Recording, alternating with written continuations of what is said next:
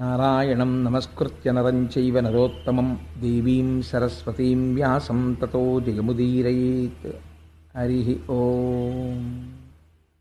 పరమేశ్వర స్వరూపమైన సభకి నమస్కారం. భాగవతంలో దశమస్కంధం ఆయువు పట్టులాంటిది.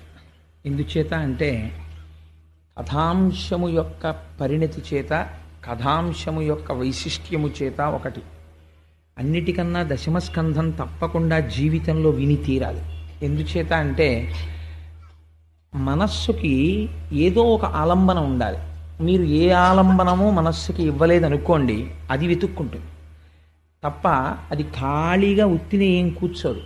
మీరేమీ పని చెప్పలేదనుకోండి మనస్సుకి, అది ఇంద్రియాలని సుఖపెట్టడానికి, శరీరాన్ని సుఖపెట్టడానికి ఒక విషయ వస్తువుని పట్టుకుంటుంది.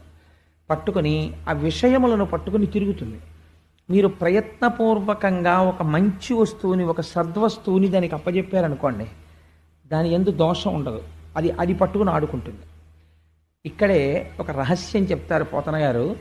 భాగవతంలో ఒక చోట మాట్లాడుతూ ధర్మరాజుతో నారదుడు అంటాడు, కామోత్కంఠత గోపికల్ భయమునన్ కంసుండు వైరక్రియా సామాగ్రిన్ శిశుపాల ముఖ్య నృపతుల్ సంబంధులై వృష్ణులున్ ప్రేమన్ మీరలు భక్తి మేము ఇది చక్రింగంటి మిట్లైన నుద్ధామధ్యానగరిష్ఠులైన హరిచందన్ వచ్చు ధాత్రీశ్వర అంటాడు.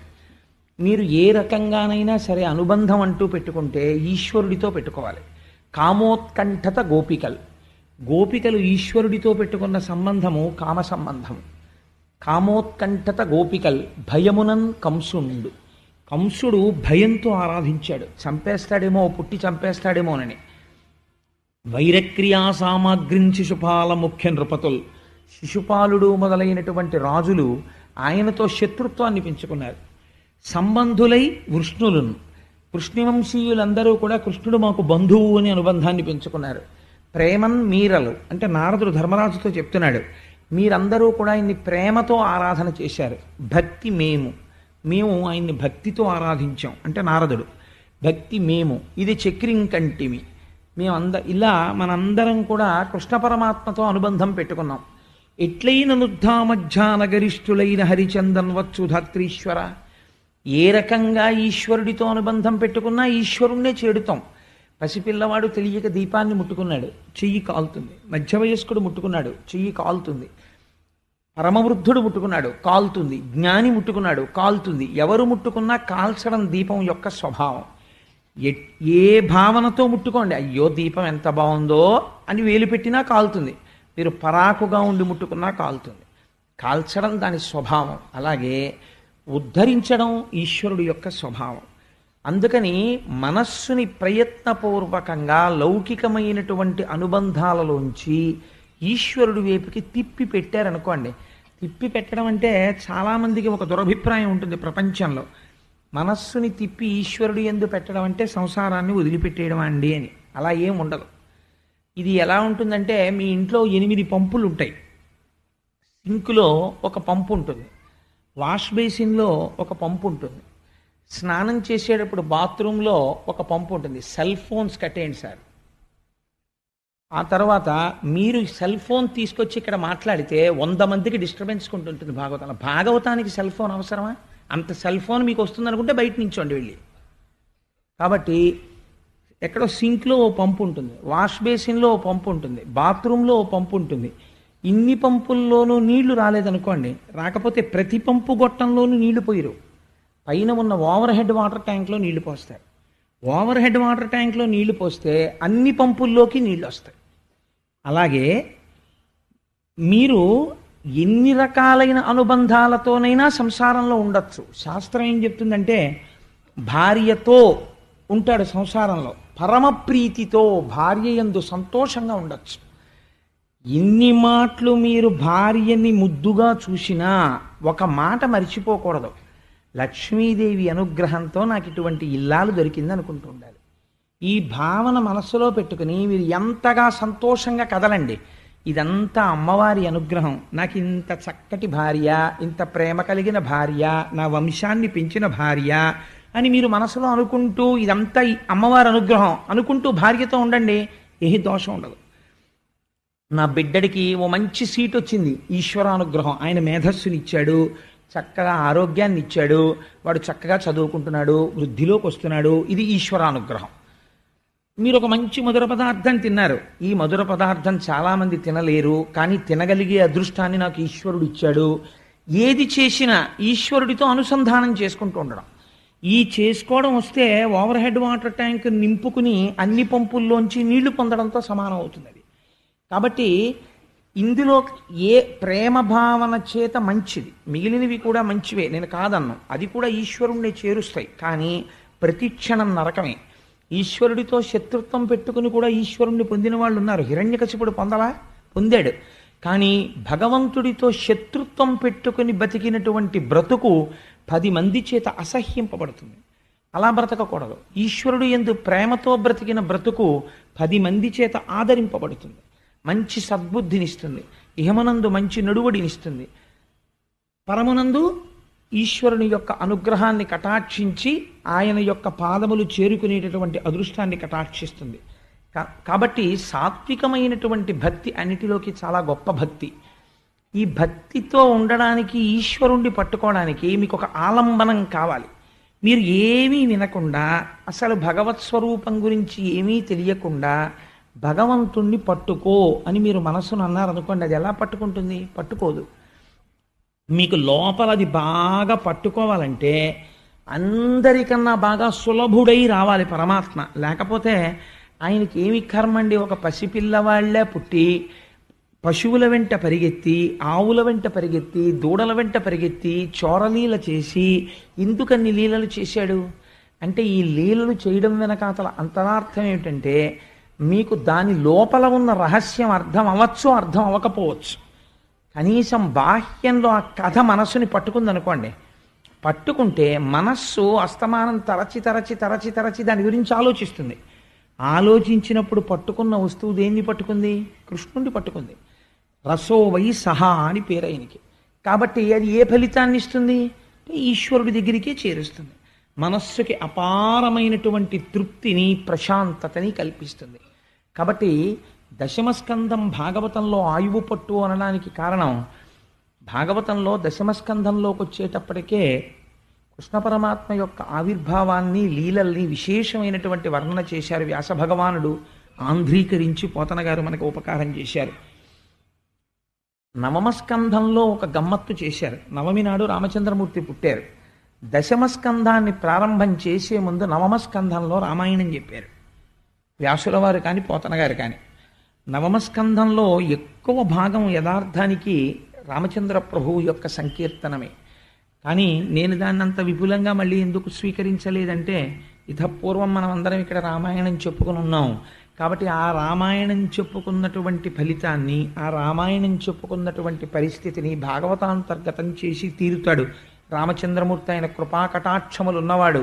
కాబట్టి మనం ఇంకొక స్కంధం వైపుకి నడవడానికి అవకాశం ఉంటుంది అని రామాయణంలో నవమస్కంధంలో ఉన్న రామాయణాన్ని పక్కన పెట్టడం జరిగింది. అంత మాత్రం చేత నేను దానిని విడిచిపెట్టినట్లు కాదు. అందుకని నేను ఒక 4 వాక్యములలో రామాయణాన్ని పూర్తి చేసేసాను అనుకోండి. పూర్తి చేసేస్తే నేను నవమస్కంధంలో రామాయణం చెప్పేసినట్టే కదా. ఇక్ష్వాకు వంశమునందు జన్మించిన దశరథ మహారాజు గారికి సంతానం లేకపోతే పుత్రకామేష్టి చేస్తే సంతానము కలగడానికి ప్రతిబంధకమైనటువంటి పాపము పరిహరింపబడి యజ్ఞపురుషుని యొక్క అనుగ్రహము చేత లభించిన పాయస పాత్రలోని పాయసాన్ని తన 3 ధర్మపత్నులైన కౌసల్య, సుమిత్ర, కైకేయిలకి పంచి ఇస్తే పుట్టినటువంటి రామలక్ష్మణ భరత శత్రుఘ్నులు నలబడేటటువంటి 4 కుమారుల యందు మహాధర్మాత్ముడైన రామచంద్రమూర్తి పితృవాక్య పరిపాలనం కోసమని తాను వివాహం చేసుకున్న సీతమ్మ తల్లితో కలిసి తండ్రిని సత్యవాక్యమునందు ప్రతిష్ఠుడిని చేయడం కోసం 14 సంవత్సరముల అరణ్యవాసమునకు బయలుదేరి వెళ్ళి అక్కడ శూర్పణఖ యొక్క ముక్కు చెవులు కోసి మారీచాది రాక్షసుల యొక్క పీచమణచి విశ్వామిత్ర యాగ సంరక్షణం బాలకాండలో చేసి అక్కసుతో రావణాసురుడు సీతమ్మ తల్లిని అపహరిస్తే ఆ తరువాత అరణ్యకాండలో ఆ కబంధ వధ జరిగిన తరువాత సుగ్రీవుని యొక్క జాడ తెలుసుకుని సుగ్రీవుడితో మైత్రి చేసి వాలిని సంహరించి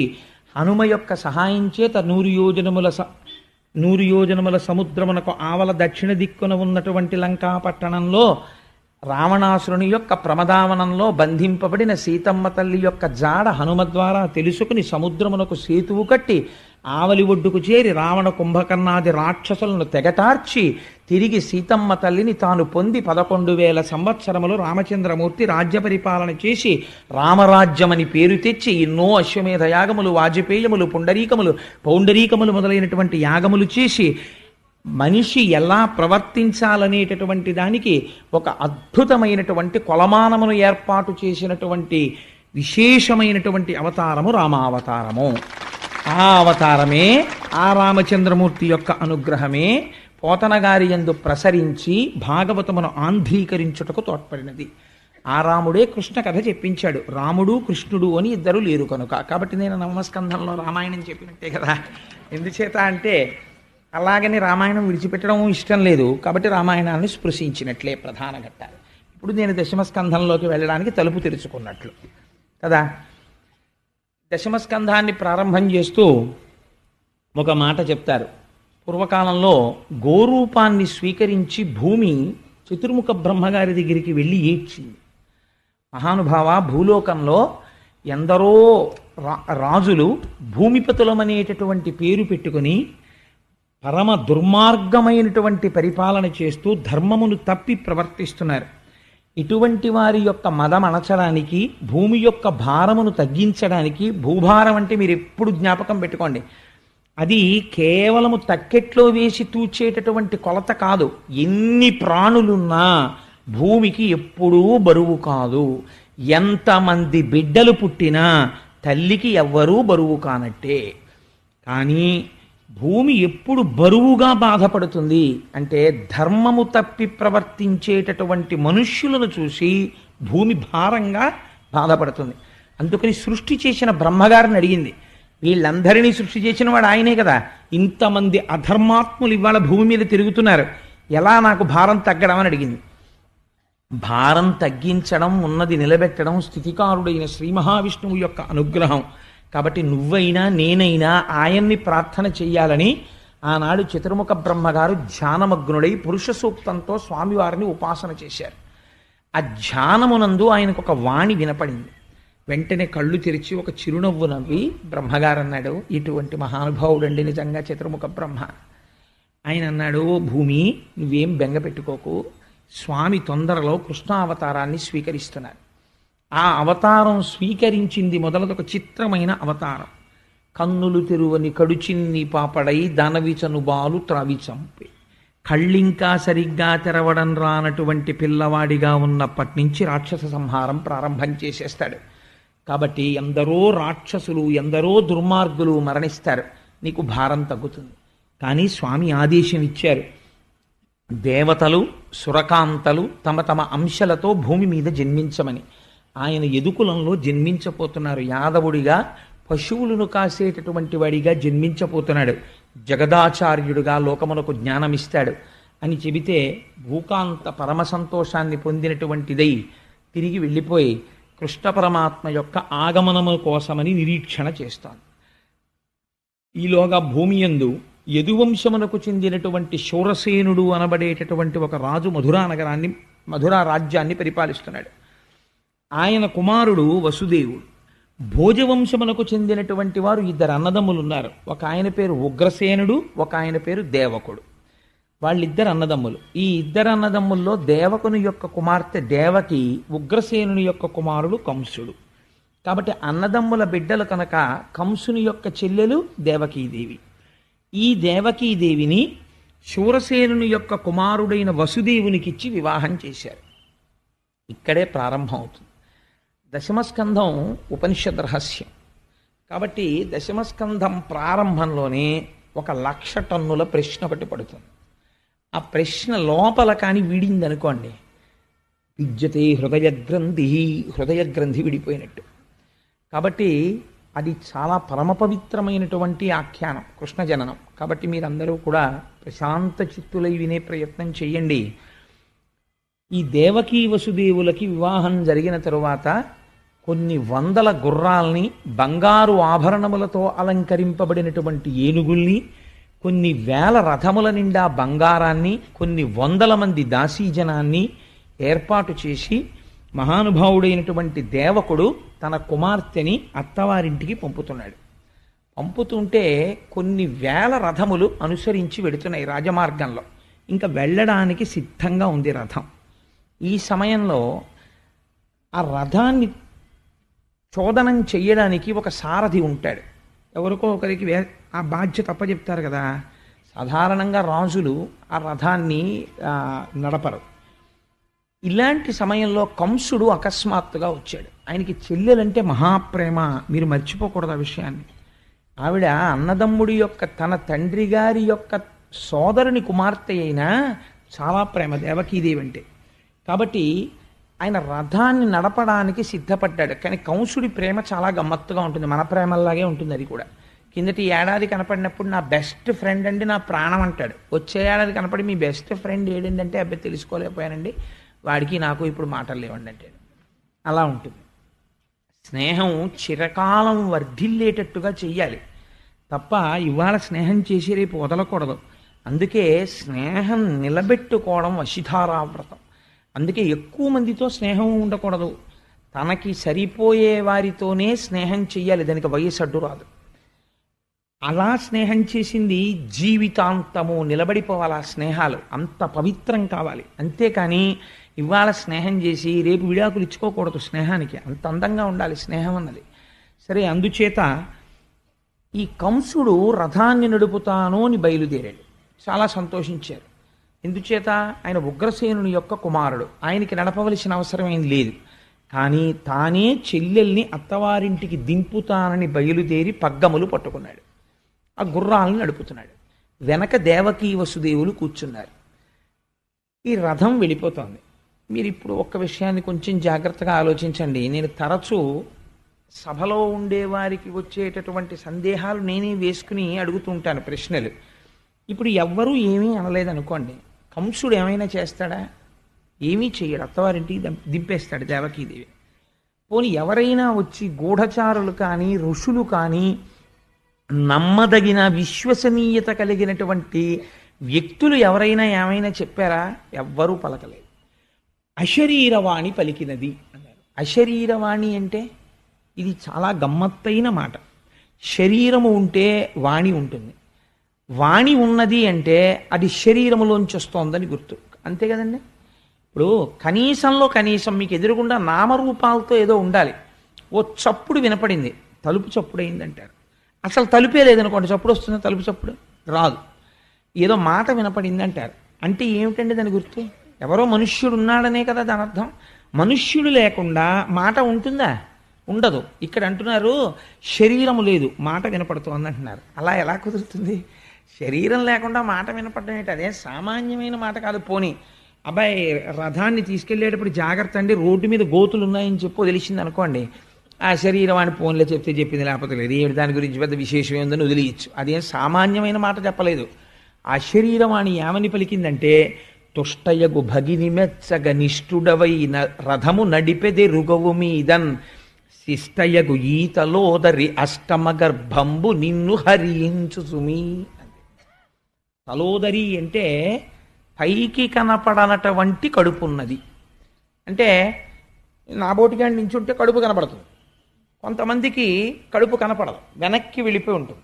అలా వెనక్కి వెళ్ళిపోయి అసలు కడుపు ఉందా లేదా అని అనుమానం ఉన్నట్టుగా ఉన్నటువంటి వాళ్ళని తలోదరి అంటారు. అదో అందం. అలాంటి దానికి పోతన గారి విశేషణం చూడండి ఎంత అందంగా ఉంటుందో. అనువాదం అస్సలు కడుపు లేనట్టుగా శుష్కించిపోయిన కడుపులా కనపడుతోంది. ఈ కడుపులో 8 పుట్టబోతున్నారు. ఈ 8వ వాడు కంసుణ్ణి చంపబోతున్నాడు. ఎటువంటి కడుపు ఆ కడుపు? కానీ అసలు పైకే కనపట్టలేదు అది. తలోదరి. అందుకని తుష్టయ్య గుభగిని మెచ్చగా ఆవిడికే చక్కగా ఆవిడ కోరుకున్న వసుదేవుణ్ణి వివాహం చేసుకుని రథం ఎక్కి వెళ్ళిపోతోంది. ఆవిడ మెచ్చుకోవాలని చెల్లెలి సంతోషం కోసం పిచ్చివాడా రథం నడుపుతున్నావు. కానీ శిష్టయ్య గుయీతలోదరి అష్టమ గర్భంబు నిన్ను హరించు జుమి, నిన్ను చంపేస్తుందిరా 8వ గర్భం అంది. ఇప్పటి వరకు కంసుడు పరమ ప్రేమతో ఉన్నాడు. ఈ మాట వినపడింది ఆకాశంలోంచి. వినపడగానే రథాన్ని ఆపాడు, కిందకి దిగాడు. అంతే, కళ్ళు ఎర్రబడిపోయి గుడ్లు తిరుగుడు పడ్డాయి. అపారమైన కోపం వచ్చేసింది. కందగడ్డైపోయింది మొహం, బుగ్గలు కదిలిపోతున్నాయి, దవడలు ఊగిపోతున్నాయి, పెదవులు కదిలిపోతున్నాయి. తన ఎడమ చేత్తో చెల్లెలి యొక్క కొప్పు పట్టుకుని రథంలోంచి కిందకి లాగేశాడు. లాగేసి కరవాలాన్ని కవచంలోంచి పైకి తీసి కత్తిని డాల్లోంచి ఒక్కసారి ఆవిడ్ని నరికేయడానికని సిద్ధపడుతున్నాడు. ఆ సిద్ధపడుతున్నటువంటి సందర్భంలో ఇప్పుడు ఆలోచించుకోవడానికి సమయం లేదు, ఏం మాట్లాడాలి. వసుదేవుడు మాట్లాడాలి. ఇది చాలా గమ్మత్తైనటువంటి సన్నివేశం. ఇలా ఉంటుంది అని కూడా ఎవరు ఊహించరు. రథం నడుపుతున్నవాడు బావమరిది తన చెల్లెల్నే చంపేస్తాడు లాగేశని కానీ అశరీరవాణి పలుకుతుందని కానీ వసుదేవుడు కలకంటాడండి. కాబట్టి ఇప్పుడు ఏం మాట్లాడాలి అంటే, ఇలాంటప్పుడు కూడా ఏమీ కంగారు పడకుండా, ధర్మం తప్పకుండా, చాలా పెద్ద మనిషిగా తానప్పుడు మాట్లాడినటువంటి మాట తాను తప్పలేనటువంటి మాట అయ్యేటట్టుగా మాట్లాడగలగడం అంటే దానికి ఈశ్వరానుగ్రహం ఉండాలి. లేనివాడు మాట్లాడలేడు. అలాగే ఇలాంటి ప్రమాద స్థితిలో ఆయన ఎంత గొప్పగా మాట్లాడాడో చూడండి. అన్నవు నీవు చెల్లెలికి అక్కట మనన చేయుటో, మాడలు చీరలిచ్చుటో సారలిచ్చుటో, మధుర మంజుల భాషలను ఆదరించుటో చేయక, మిన్నుల మోతలే నిజము మేలని చంపకుమన్న, మాని రావన్న సహింపుమన్న, తగదన్న వేడెదన్ అన్నాడు.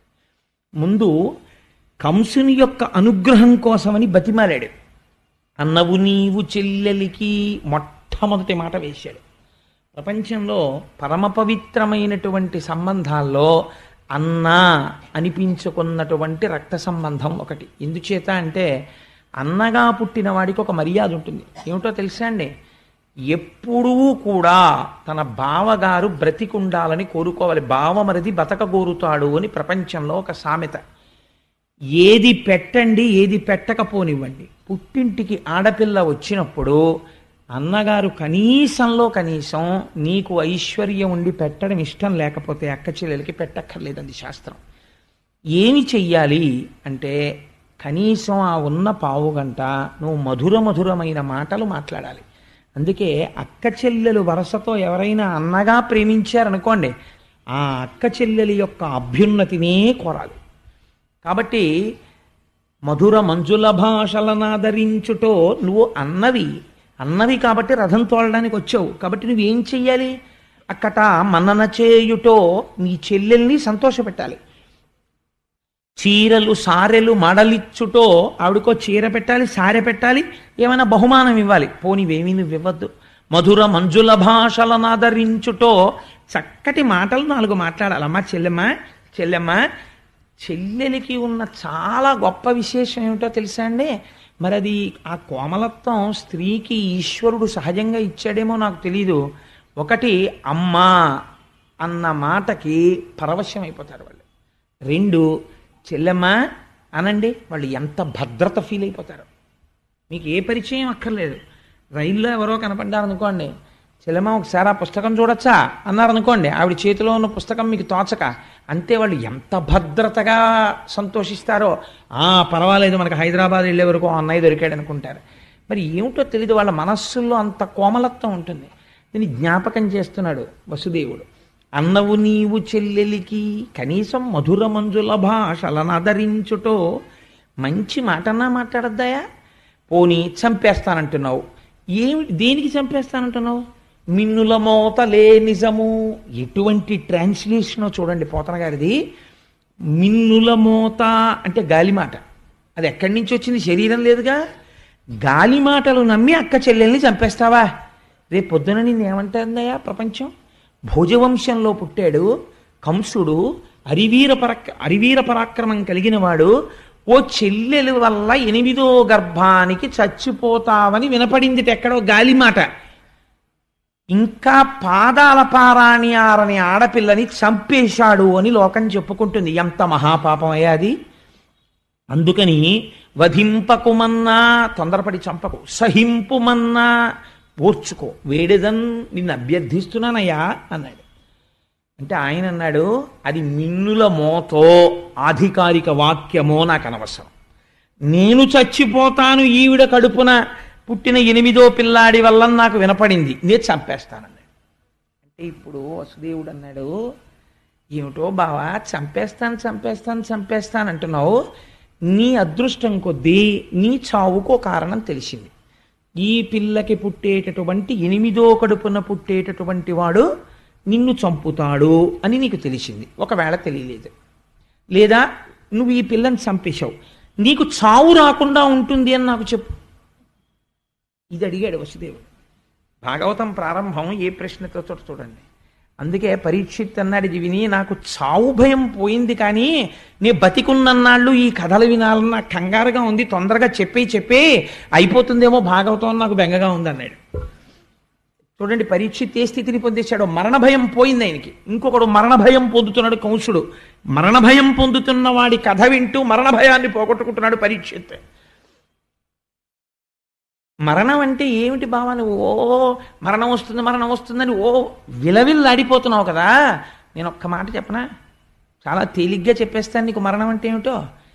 ఇక్కడ పెద్ద భూమి ఉంటే కాస్త మట్టి తీసి ఇక్కడ ఎట్టుకుని పిల్లలకి చెయ్యి చాపి చిన్నప్పుడు ఏంటంటే ఇల్లు కడిగి, ఏదో కాళ్ళు కడిగి, చేతులు కడిగి, ఆకేసి, పప్పేసి, అన్నమేసి అంటారు. అలా ఇందులో కాస్త మట్టి తీసి ఇందులో పెట్టి, ఇందులో నీళ్లు తీసి బ్రహ్మాండంలోంచి ఇందులో పెట్టి, ఇందులో ఆకాశం తీసి ఇందులో పెట్టి, ఇందులో వాయువు తీసి ఇందులో పెట్టి, ఇందులో అగ్ని తీసి ఇందులో పెట్టి, ఈ 5 కలిపి 5 కొంచెం సేపు నీళ్లలో బుడగలా తిరిగి, ఆ తర్వాత బుడగ పగిలిపోయినట్టు ఇందులో ఉన్నటువంటి భూమి అందులోకి వెళ్ళిపోయి, ఇందులో ఉన్న అగ్ని అందులోకి వెళ్ళిపోతే అదే మరణం. ఏముందని పెద్ద విశేషం ఏముంది, అసలు లోపల ఉన్నది ఎప్పుడూ ఉంటుంది, అది బయటికి వెళ్ళిపోతుంది. ఇది వెళ్ళిపోతుంది. మళ్ళీ ఎలా వెళ్ళిపోతోంది అంటే వసుదేవుడు అన్నాడు, ఆ వెళ్ళడం కూడా ఎలా పెడుతుందో తెలుసా, వెళ్ళిపోయే ముందే తాను మళ్ళీ పుట్టవలసినటువంటి జన్మని, ఉపాధిని వెతికేసుకుంటుంది స్మరణ చేత. ఇది చాలా ముఖ్యమైన మాట, మీరు గుర్తుపట్టాలి. స్మరణ చేత. ఎందుకని, మనస్సుకి ఏదో అలవాటు అవుతుంది, సంస్కారం.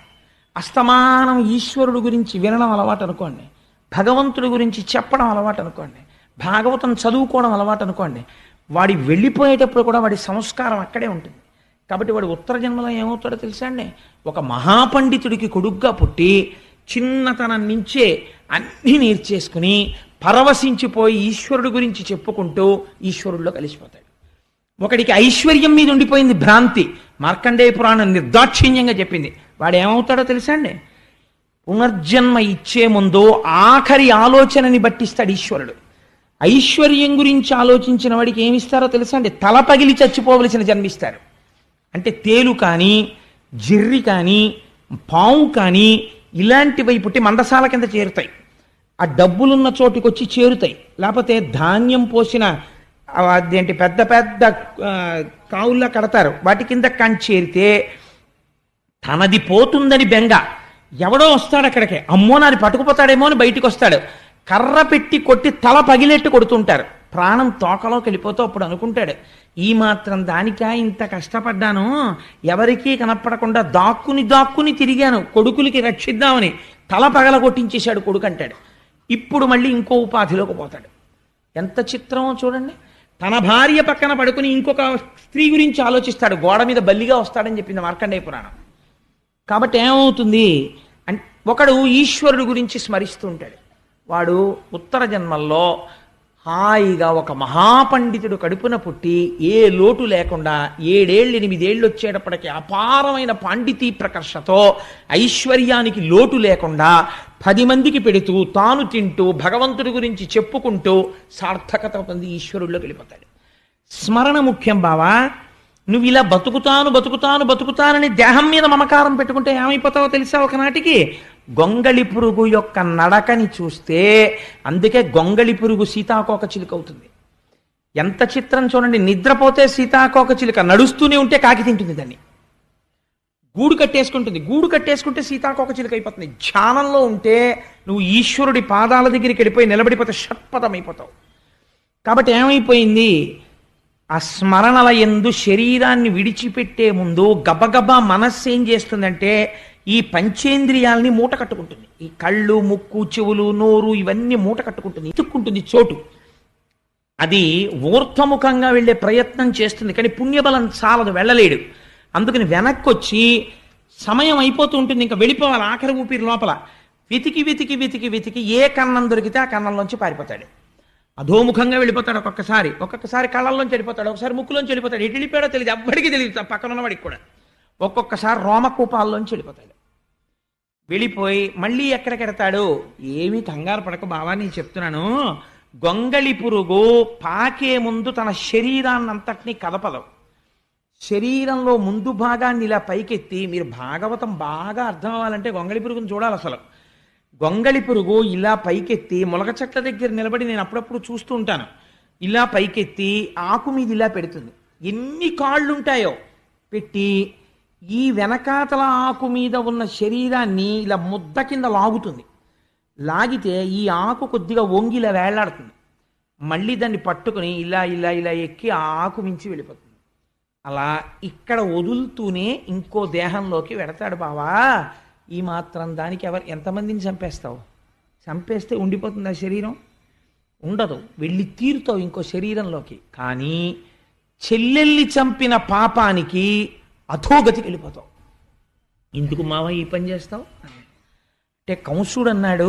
అంటే ఎంత గొప్ప వేదాంతం అప్పుడు చెప్తే మనసు మారే అవకాశం ఉంటుందో అది చెప్పాడు.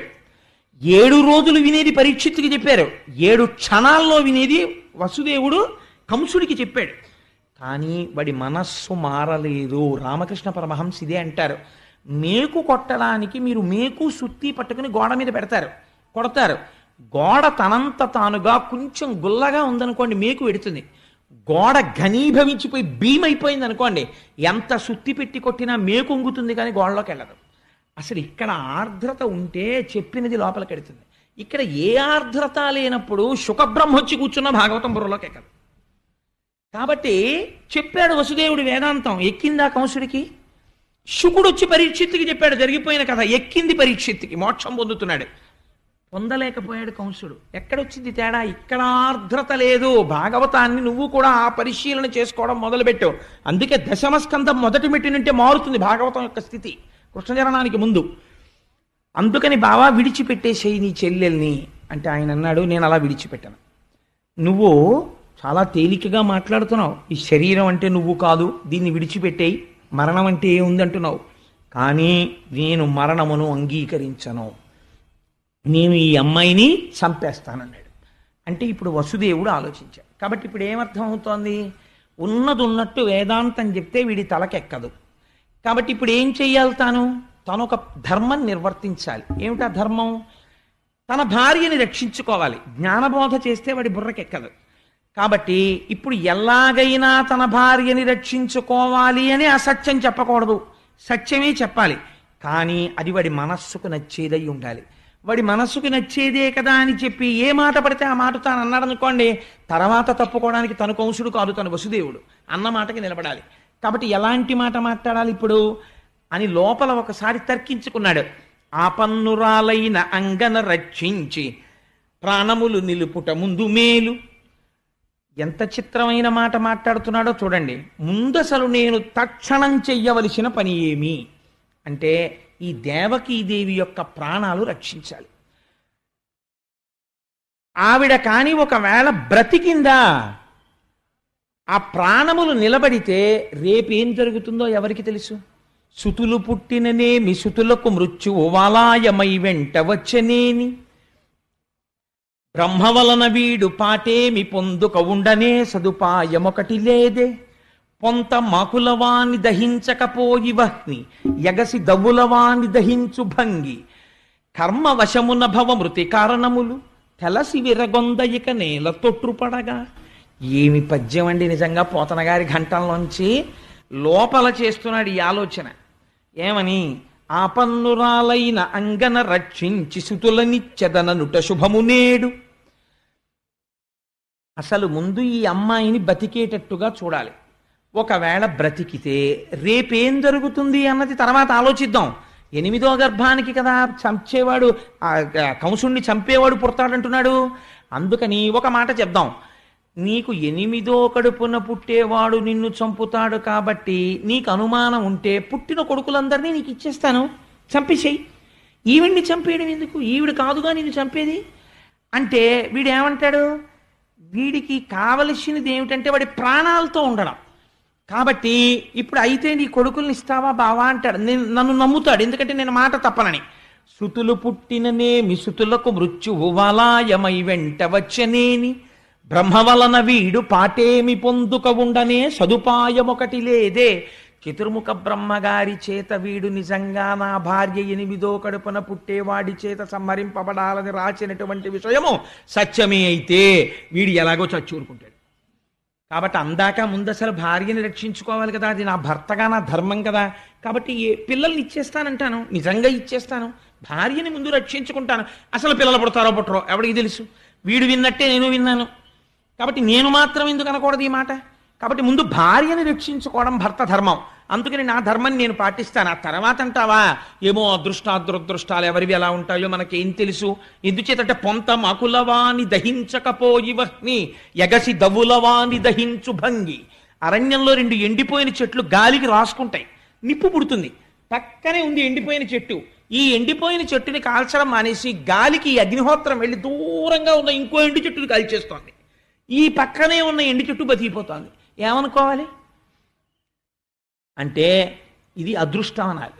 అదృష్టం ఎందుకు వచ్చింది? ఎప్పుడో చేసుకున్న కర్మ అనాలి. అంతకన్నా జవాబు ఎక్కడుంది ప్రపంచంలో ఇంతకన్నాను. కాబట్టి ఎగసి దవులవాని దహించు భంగి కర్మ వశమున్న భవమృతి కారణములు. ఎవడు చేసుకున్న కర్మను అనుసరించి వాడికి జన్మము మరణము వచ్చేస్తున్నాయి. భవమృతి కారణములు తెలసి విరగొందయిక నేల తొట్టుపడగా. ఇది నాకు తెలిసి నేను ఇంకెందుకు భయపడాలి. కాబట్టి నేను నా పిల్లల్ని ఇచ్చేస్తానని వీడితో ఒక మాట చెప్తాను అనుకున్నాడు. అని బావా అయితే నీకో మాట చెప్తాను. ఈ లలనకు పుట్టిన కొమరుని వలనం తెగెదనుచు గగనవాణి పలికెనంచు నీ వలిగితివేని, ఈ జలజాక్షికి కల కొమరుల సంపనిత్తు క్రమమున నీకున్ అన్నాడు. ఎటువంటి ప్రతిజ్ఞండిది? బావా పిల్లల వల్ల కదా చచ్చిపోతానంటున్నావు, 8వ కడుపున పుట్టినవాడి చేత. కాబట్టి ఈ దేవకీదేవి యొక్క గర్భము నుండి ప్రతి గర్భములో వచ్చినటువంటి పిల్లవాణ్ణి నీకు తీసుకొచ్చి పుట్టగానే మావి కూడా వదలనటువంటి శిశువుని తీసుకొచ్చి నీకు ఇచ్చేస్తాను, నువ్వు చంపేసి. అప్పుడు నీకు మృత్యువు రాదు కదా. అంతేకాని నీ చెల్లెల్ని చంపడం ఎందుకు? పాపకర్మ కదా. నీకు మృత్యుహేతువుని నువ్వు చంపావనుకో అప్పుడు ప్రపంచం తప్పు పట్టదు. గగనవాణి చెప్పింది అందుకు చంపాడు అంటారు. నువ్వు ధర్మం తప్పక్కర్లేదు, నేను ధర్మం తప్పక్కర్లేదు, విడిచిపెట్టే బావా అన్నాడు. అంటే ఇప్పుడు ఈయన అన్నాడు, ఇదేదో బాగానే ఉందిరా, బాగానే చెప్పాడు, ఎలా ఉంటుందో చూడండి మనిషి ఆలోచన అని. బావా నువ్వు ఎంత మంచివాడివి, నిజమే పాపమ్మ చెల్లెల్ని చంపడం ఎందుకు? మళ్ళీ ప్రేమ వచ్చింది వాడికి. ఇలాంటి ప్రేమలు ఎంత తుంటరి ప్రేమలో మీరు ఆలోచించండి. కాబట్టి అవును పాపమ్మ చెల్లెల్ని చంపడం ఎందుకు బావా, ఏమిటో నాకు ఈ ఆలోచన రాలేదు, నిజమేను బావా నువ్వంటే నాకు చాలా నమ్మకం. ఒక్కొక్కడి సత్యసంధత ఒక్కొక్కడికి చేతకానితనంగా కనిపిస్తుంది, అదో విచిత్రం ప్రపంచంలో. కాబట్టి నువ్వు నీ పిల్లల్ని తీసుకొచ్చి ఇచ్చేస్తావు కదా బావా, మీ ఇద్దరు హాయిగా వెళ్ళిపోండి అంతఃపురానికి అని రథాన్ని వదిలిపెట్టేశాడు. వెళ్ళిపోయారు దేవకీ వసుదేవులు. ఎంతో సంతోషంగా ఉన్నారు. మొట్టమొదట కొడుకు పుట్టాడు. పుట్టగానే ఇప్పుడు ఎవరి మీదకి వెళ్ళింది పరీక్ష? వసుదేవుడి మీదకి వెళ్ళింది. మీరు భాగవతంలో ఒక గమ్మత్తు గమనించాలి. 8వ గర్భాన్న పుట్టేవాడి వలన చచ్చిపోతావని గగనవాణి కంసుడికి చెప్పింది. 8వ గర్భాన పుట్టేటటువంటి పిల్లవాడి వల్ల చచ్చిపోతావంటే వీడు ఖచ్చితంగా బతకడానికి ఎన్ని ఏళ్ళు టైం ఉందండి? కనీసం 1.5 సంవత్సరాలు చూసినా 12 ఏళ్ళు టైం ఉంది వీడికి. 12 ఏళ్ళు సమయం ఉన్నవాడు నేను చావడానికి వీలు లేదని వీడిని చంపేస్తానంటున్నాడు. 7 రోజుల్లో చచ్చిపోతావురా అన్నవాడు నాకేం బెంగలేదు భాగవతం చెప్పి నేను బతికేస్తానంటున్నాడు. ఎంత ఆశ్చర్యం చూడండి. సమయాన్ని ఈశ్వరుడి వైపుకి వాడడంలో ఉంది గమ్మత్తంతా.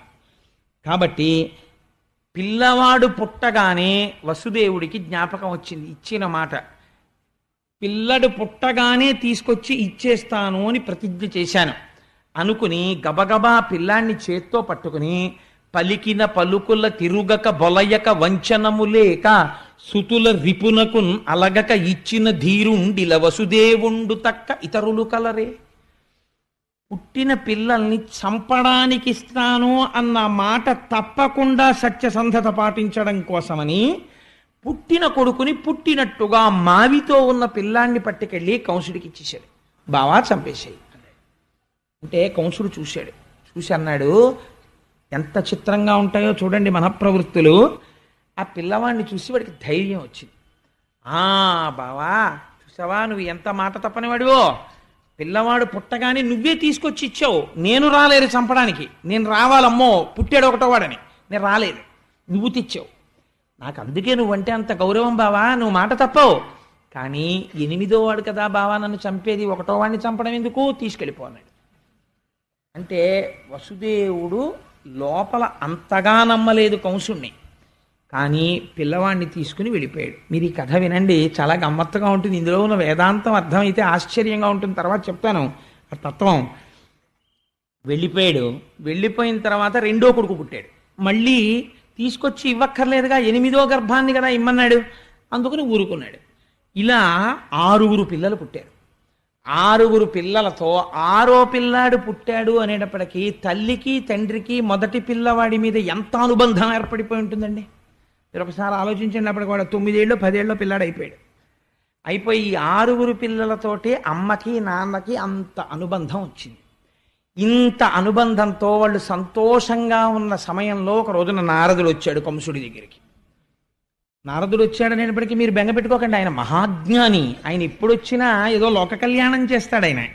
ఆయన వచ్చి అన్నాడు, ఒకనాడు నారదుండొయ్యన కంసుని ఇంటికి చనుదించి ఏకతమున మందలోపలనున్న నందాదులును వారి భార్యలు పుత్రులు బాంధవులును దేవకి మొదలుగా గల తెరవలు వసుదేవుడాదిగా గల సర్వ యాదవులును సొరలు కాని నిజము నరులు కారని తెలిపి కంసుండ నీవు రకసుడవనియు దేవమయుడు చక్రి దేవకీదేవికి పుత్రుడుగా జనించు భూతలంబును చెరుప పుట్టిన చనటి దైత్యులనెల్ల సంహరించునని తెలిపి చనియదివికి. ఈయన విచిత్రమైన పని చేశాడు నారదుడు. కంసుడి దగ్గరికి వచ్చి, కంస ఎంత వెర్రివాడివోయ్ అన్నాడు. నేను వెర్రివాడినా ఏమన్నాడు ఆయన అంటే, చూసావా మరి ఇంతకన్నా వెర్రితనం ఏముంటుంది, అసలు నువ్వు ఎవరిని వదిలిపెడుతున్నావో అటువంటి ఆ దేవకి మొదలుగా గల తెరవలు వసుదేవుడాదిగా గల సర్వ యాదవులను సురలు కాని నిజము నరులు కారని పల్కి, వాళ్ళెవ్వరూ మనుష్యులు కారు, నువ్వు కిందటి జన్మలో కాలనీమి అన్న పేరు కలిగినటువంటి రాక్షసుడవు, నిన్ను శ్రీ మహావిష్ణువు సంహరించారు. ఈ జన్మలో నువ్వు కంసుడవు, నీ తండ్రి నీ తల్లి దేవకి వసుదేవుడు, ఇంకా నీకో విచిత్రం చెప్పనా, పక్క ఊళ్ళో ఉన్న నందుడు, ఆవులు, దూడలు ఇవందరూ దేవతలు, నిన్ను చంపడానికే వచ్చాయని అనేసరికి అని చెప్పి వెళ్ళిపోయాడు ఆయన.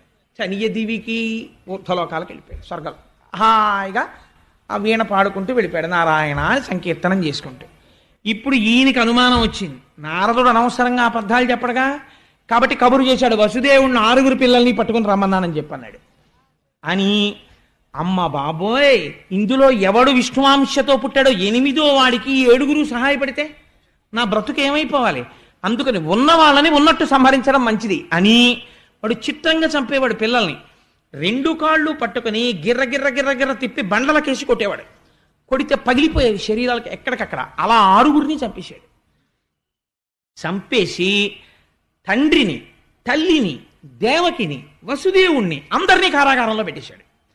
పెట్టేసి ఇప్పుడు బకుడు తృణావర్తుడు పూతన ఇలాంటి వాళ్ళందరినీ పిలిచి వాళ్ళతో స్నేహం చేశాడు. వాళ్ళందరితో స్నేహం చేసి 8వ గర్భంలో పుట్టేవాడు ఖచ్చితంగా నన్ను అంతం చేయడానికే పుడుతున్నాడు అని ఆశ్చర్యంతో చాలా ఉద్వేగంతో ఎదురు చూస్తున్నాడు. ఎందుకని, ఇంకిప్పుడు బయటెక్కడో ఉండడానికి వీల్లేదు, తన కారాగారంలోనే ఉండాలి. అందులో తర్వాత వస్తున్న గర్భం 7వ గర్భం, 8వ గర్భానికి ముందు గర్భం కాబట్టి జాగ్రత్త పడిపోవాలని దేవకీ వసుదేవుల్ని అత్యంత కట్టుదిట్టమైన కారాగారంలో పెట్టాడు. రోజు తానే వెళ్ళి స్వయంగా చూస్తూ ఉండేవాడు. అంటే పోతన గారు అంటారు, తల్లి తండ్రినైనా తమ్ములన్నలనైనా సఖులనైనా బంధుజనులనైనా రాజులు చంపుదురు రాజ్యకాంక్ష చేసి అవనితరచు జీవితార్థులగుచు. రాజ్యకాంక్ష అన్నది ఎంత ప్రమాదకరమైందంటే, రాజ్యకాంక్ష పెరిగిపోయినటువంటి వాడు తల్లి తండ్రినైనా తమ్ములన్నలనైనా సఖులనైనా బంధుజనులనైనా ఎవరినైనా చంపేస్తాడు.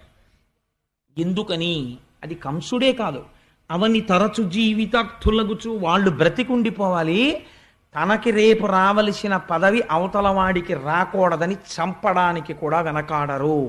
రాజ్యాధికారమునందుండేటటువంటి మదోన్మత్తత అటువంటిది. కాబట్టి కంసుడు కూడా చంపాడు పిల్లల్ని. అయితే మిగిలినటువంటి మాట ఎలా ఉన్నా మీకు ఇక్కడ ఒక అనుమానం తప్పకుండా రావాలి. ఏమండి, అంత పసిపిల్లలు కదా, నారదుడు మహానుభావుడు కదా, లోక కళ్యాణకారకుడే, నారం దదాతీతి నారదహ అని ఆయన జ్ఞానం ఇచ్చేవాడే, అటువంటి వాడు 6 పిల్లలు చచ్చిపోవడానికి కారణం ఎందుకు అయ్యాడు? ఇప్పుడు ఆయన వచ్చి చెప్పకపోతే వచ్చిన నష్టం ఏమిటి? ఎందుకు చెప్పాడు అని మీకు అనుమానం వస్తుంది. భాగవతంలో దీనికి ఎక్కడా జవాబు లేదు. నారదుడు అలా ఎందుకు చెప్పాడు? మీకు దీనికి పరిష్కారం దొరకాలంటే దేవీ భాగవతం చదవాలి. దేవీ భాగవతంలో మాత్రం ఉంది దీనికి. అంటే మనకి రామాయణంలో ఏదైనా అనుమానం వచ్చిందనుకోండి, రామాయణంలో అనుమానం బాగా నివృత్తి అవ్వాలంటే పద్మపురాణం చదవాలి. అలాగే వెంకటేశ్వర స్వామి వారి అవతారానికి సంబంధించి ఏదైనా సమగ్రంగా తెలియాలనుకోండి, భవిష్యత్ పురాణం కానీ వరాహ పురాణం కానీ చదవాలి. అలాగే శివ సంబంధం సుబ్రహ్మణ్య సంబంధానికి స్కాందం చూసుకోవాలి. అలాగే భాగవతంలో ఏదైనా అనుమానం వస్తే దేవీ భాగవతంలో ఒకసారి చూసుకుంటూ ఉండాలి. దేవీ భాగవతంలో ఈ రహస్యాన్ని చెప్పారు. మరీచి ఊర్ణాదేవి అని 2 ఉన్నారు పూర్వం. వాళ్ళిద్దరికీ 6 పిల్లలు పుట్టారు. వాళ్ళు పుట్టుకతో బ్రహ్మజ్ఞానులు. వీళ్ళు 6 ఒకసారి చతుర్ముఖ బ్రహ్మగారి యొక్క సభకి వెళ్ళారు. పెడితే వాళ్ళకి ఎందుకు నవ్వు వచ్చిందో తెలియదు, నిష్కారణంగా బ్రహ్మగారు కూర్చునుండగా ఓ నవ్వు నవ్వారు. వాళ్ళు నవ్వితే పెద్దల ఎడల జాగ్రత్తగా ఉండాలి, పిచ్చి నవ్వు నవ్వకూడదు. ఆయన అన్నారు, మీకు నన్ను చూసి నవ్వొచ్చింది కాబట్టి రాక్షసుడి కడుపున పుట్టండి అని చెప్పించారు. వాళ్ళు 6 కాలనేమికి కుమారులుగా జన్మించారు క్రిందటి జన్మలో. 6 కాలనేమి పుత్రులై కొంతకాలం బ్రతికి తదనంతరము హిరణ్యకశిపుడి యొక్క కడుపున పుట్టారు. పుట్టి వాళ్ళు పుడుతూనే అప్పటికి వాళ్ళకున్నటువంటి తమోగుణ రజోగుణ సంస్కారం తగ్గింది. మళ్ళీ బ్రహ్మగారి గురించి తపస్సు చేశారు. దీర్ఘాయుర్దాయం ఇచ్చాడు బ్రహ్మగారు. తండ్రికి వచ్చి చెప్పారు, నాన్నగారు మేము చతుర్ముఖ బ్రహ్మగారి గురించి తపస్సు చేశాం, మాకు దీర్ఘాయుర్దాయం ఇచ్చారు అన్నారు. అంటే హిరణ్యకశిపుడికి కోపం వచ్చింది. ఒరే, నేను ఇంకా తపస్సు చేసి పొందలేదు దీర్ఘాయుర్దాయం, మీరు పొందేశారు అప్పుడే, కాబట్టి మీకు శపిస్తున్నాను, మీరు దీర్ఘ నిద్రలో ఉండి మరణించండి. సరికదా, వచ్చే జన్మలో పుట్టినప్పుడు గత జన్మలో తండ్రి ఈ జన్మలో మిమ్మల్ని చంపుతాడన్నాడు. అందుకని హిరణ్యకశిపుడి కడుపున పుట్టిన పాపానికి వాడికి అదే పని, ప్రహ్లాదుడిని చంపేస్తాననే కదా అన్నాడు. దీర్ఘ నిద్రలో ఉండి చచ్చిపోయారు వాడు. మరుజన్మలో ఇప్పుడు దేవకీదేవి కడుపున పుట్టారు ఈ మరీచి ఊర్ణాదేవుల యొక్క కొడుకులు, ఈ జన్మతో ఆఖరు. కాబట్టి వీళ్ళు గత జన్మలో తండ్రి చేతిలో చచ్చిపోవాలి. గత జన్మలో తండ్రి కాలనేమి ఇప్పుడు కంసుడిగా ఉన్నాడు కాబట్టి కంసుడి చేతిలో మరణించాలి. అందుకని వాళ్ళకి ఆ శాప విమోచనం అయిపోయి వాళ్ళు మళ్ళీ బ్రహ్మజ్ఞానులు అయిపోవాలి. అందుకని నారదుడు వచ్చి వాళ్ళని తీయించేశాడు. అది కారణం. ఇప్పుడు చెప్పండి, నారదుడు లోక కళ్యాణం కోసం చేశాడా లేకపోతే ఏదైనా కాఠిన్యంతో చేశాడా అంటే లోక కళ్యాణం కోసమే చేశాడు. 6 పుట్టే వరకు వేచి చూసి 6 మళ్ళీ బ్రహ్మజ్ఞానులై మోక్షాన్ని పొందే స్థితిని నారదుడు కటాక్షించినాడు. ఇది దేవీ భాగవతాంతర్గతం, భాగవతాంతర్గతం కాదు. సరే, దీని తరువాత కారాగారంలో దేవకీ వసుదేవులని అట్టెపెట్టాడు, కానీ లోపల మాత్రం కుమిలిపోతున్నాడు. ఎందుకని? జ్ఞానకలునిలోని శరదయువోలే, ఘటములోని దీప కళికవోలే, భ్రాత ఇంటనాక పడియుండె దేవకీమాత విశ్వగర్భ గర్భుయగుచు అంటారు పోతన గారు. జ్ఞాన కలునిలోని శారదయువోలే, ఒక్కొక్కడు ఉంటాడు, వాడు మహాపండితుడు, కానీ ఉన్నది ఉన్నట్టుగా యథార్థం చెప్పడు. వాడు ఎలా చెప్పాలనుకుంటున్నాడో, వాడికి ఏది ఇష్టమో దాని వైపుకు బలి చెప్పేస్తాడు.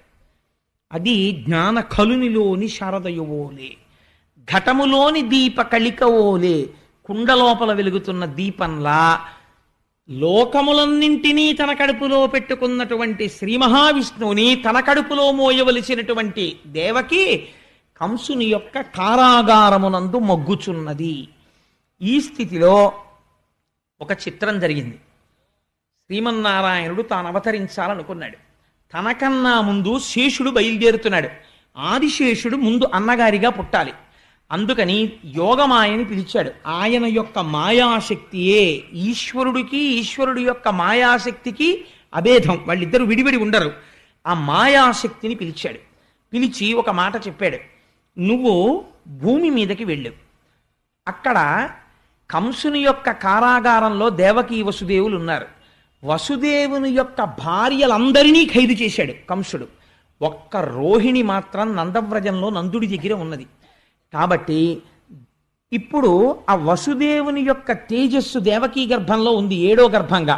అది శేషుడి యొక్క అంశ ఉంది అందులో. అందుకని ఎవ్వరికీ తెలియకుండా ఆ గర్భస్థమైన పిండమును వెలికి తీసేసాయి. గర్భస్రావమైందని అందరూ అనుకుంటారు.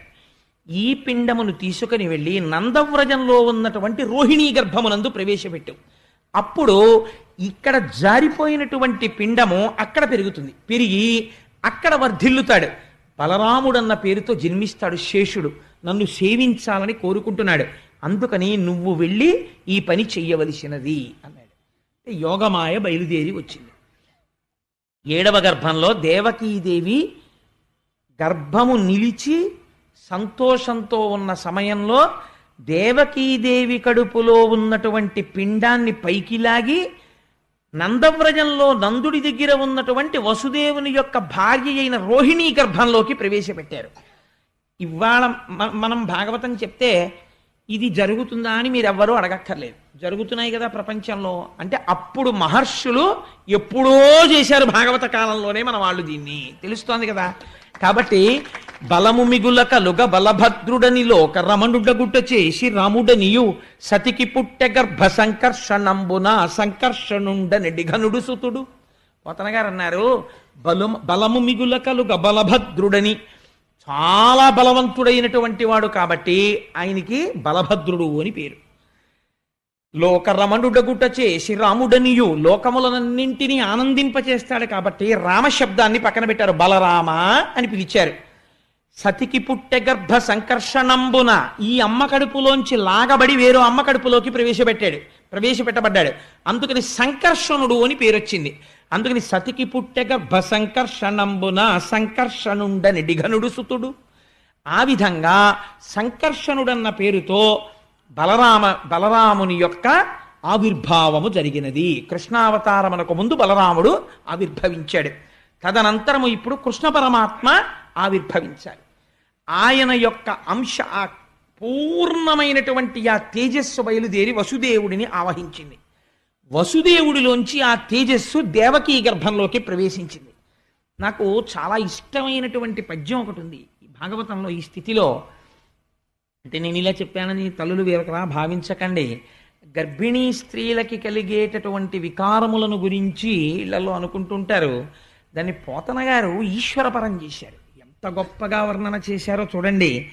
సలిల మావిలనాగ జఠరార్భకునిగా నజననికై వడి ఘర్మ సలిల మొప్పే ఒగితేజమాయింతి ఉదరిఢింబకు కొల్వగదిసిన క్రియ దేహ కాంతి మిరయ పవనుడా కొర్మ గర్భస్థుని సేవింపనులపెనా మిక్కిలియార్వులమరే కుంభిని ఆలేమ కుక్షిగున చింపచొచ్చు భంగిని మంటి చొరవదనరే గగన మిందువదన కడుపులో బాలు సేవలకు రూపుమెరసి వచ్చినట్టు బయలు వంటి నడుము బహుళమయ్యను పంచభూతమయుడులోన బొదల సతికి.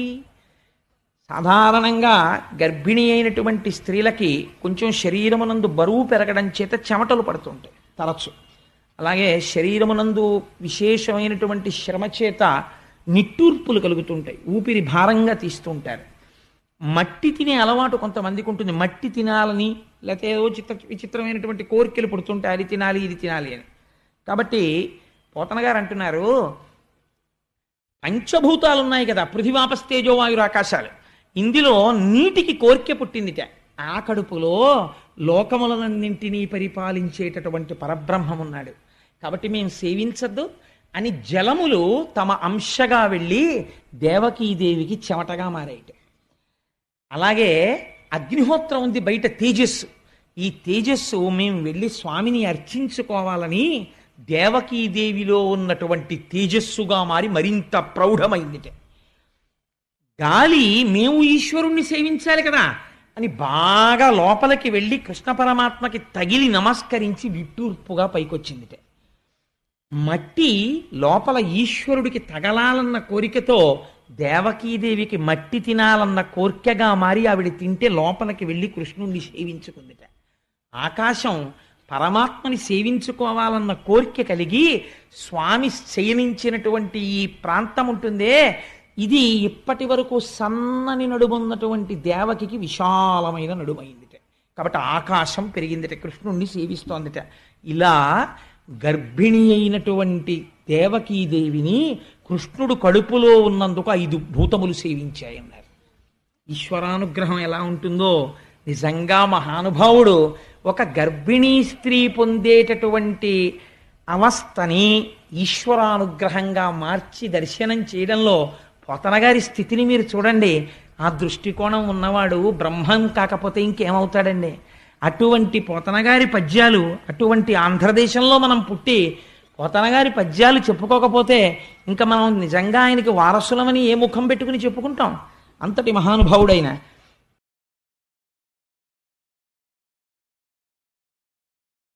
కాబట్టి లోపల కృష్ణ పరమాత్మ పెరుగుతున్నారు. ఇక్కడ నేను మీకు ఒక చిన్న తత్వం గురించి ఒక మాట చెప్పాలి, లేకపోతే మీరు నా మీద కోపడతారు.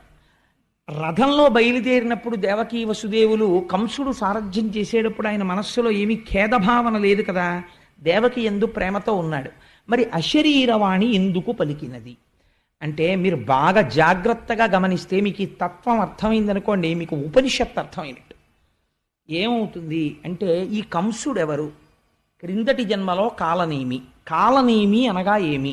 నేమి అంటే ఇరుసు, కాలము అంటే చక్రము. కాలం ఎప్పుడు ఆగదు కదండి, వెళ్ళిపోతూ ఉంటుంది. అది కాలచక్రం, కాలచక్రం అంటారు. ఈ పరిగెత్తే చక్రానికి ఒక ఇరుసు ఉండాలి ఆధారంగా. ఆ ఇరుసు ఉండకపోతే చక్రాలు పరిగెత్తావు. ఈ ఇరుసు ఏమి అంటే కాలనేమి అనగా కాలమనబడేటటువంటి పరిగెత్తుతున్న చక్రాలకి ఇరుసుయే కామము. కామం అనగా అస్తమానం నేను కామం అన్నప్పుడల్లా మీరు తుచ్చకామం గురించి నేను మాట్లాడుతున్నాను అనుకోకండి. కామం అనగా కోరిక, అంతే, కోరికే. మీరు ఒక్క విషయం ఆలోచించండి. నేను ఎప్పుడో పుట్టాను, నేను ఇలాంటి హీనోపమానాలని సభలో ఉన్న ఎవరి మీద నేను ప్రయోగం చేయను, అందుకని నా మీద పెట్టుకుంటుంటాను. అంత మాత్రం చేత వీడిటువంటి నీచుడని మీరు లోపల ఒక అభిప్రాయం పెంచుకోకండి. అది నేను ఎవరి మీద పెట్టడం నాకు ఇష్టం ఉండదు. ఈశ్వర స్వరూపమైన సభకి నమస్కారం అన్న తర్వాత నేను ఎప్పుడో పుట్టాను. పుట్టిన తరువాత నాకేం తెలియదు, నేను ఎక్కడో పడుకుని ఉండుంటాను బహుశా. కొంచెం పెద్దవాడిని అయ్యాను. నా మొదటి కోరిక ఏమి? ఎప్పుడూ మా అమ్మ గుండెల మీద పడుకోవాలి అని అయి ఉంటుంది. ఎందుకంటే అది భయాన్ని పోగొట్టే స్థానం. అమ్మ ఒళ్ళో ఉన్నా, అమ్మ గుండెల మీద ఉన్నా అస్సలు భయం ఉండదు. ఎంత గొప్పవాళ్ళు ఎత్తుకొనివ్వండి, అమ్మ లోపలికి ఎడుతుంటే అమ్మా అని చేతులు వేసేస్తాం, ఎందుకంటే అది భయరహిత స్థానము. కాబట్టి మొదటి కోరిక ఏమి? అమ్మతో ఉండుట. తర్వాత అమ్మ ఎవరిని చూపించింది? నాన్నగారిని చూపించింది. ఇప్పుడు ఏమిటి కోరిక? నాన్నగారి సైకిల్ ఎక్కడం, నాన్నగారితో వెళ్ళడం, నాన్నగారి కాళ్ళెట్టుకోవడం, నాన్నగారితో ఆడుకోవడం, నాన్నగారు హార్మోనియం వాయిస్తూ పాట పాడుతుంటే పక్కన కూర్చుని వినడం, నాన్నగారు శంకర శతకంలో పద్యాలు రాసుకుంటుంటే పక్కన కూర్చుని చూస్తూ ఉండడం, నాన్నగారు ఆసువుగా శంకరుడి మీద పద్యాలు చెప్తుంటే విని పొంగిపోతూ ఉండడం. అది ఒకనాడు కోరిక.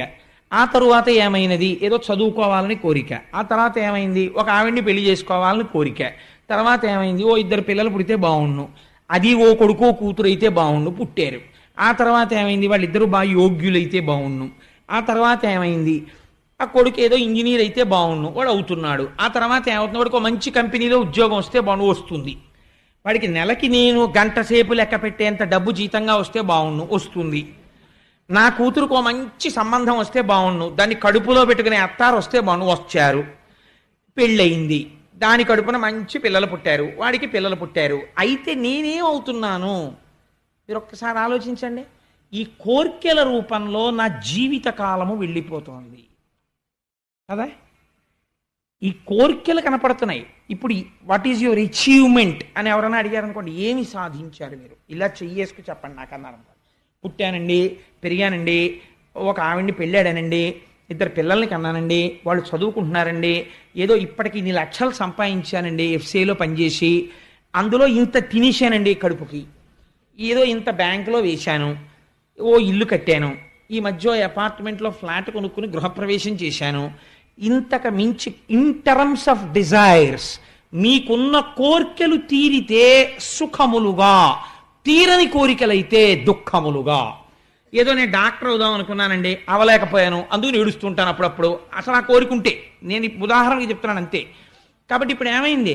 జీవితం అనగా తీరిన కోరికల వలన కలిగినటువంటి సుఖము ప్లస్ తీరని కోరికల వలన కలిగిన దుఃఖము ఈజ్ ఈక్వల్ టు ఇన్ని సంవత్సరముల నీ జీవితము కదా. కాబట్టి కామమే ఇరుసు, కాలమే పరువు.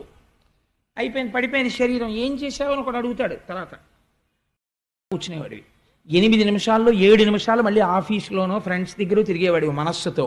1 నిమిషమే నా దగ్గర ఉండేవాడివి.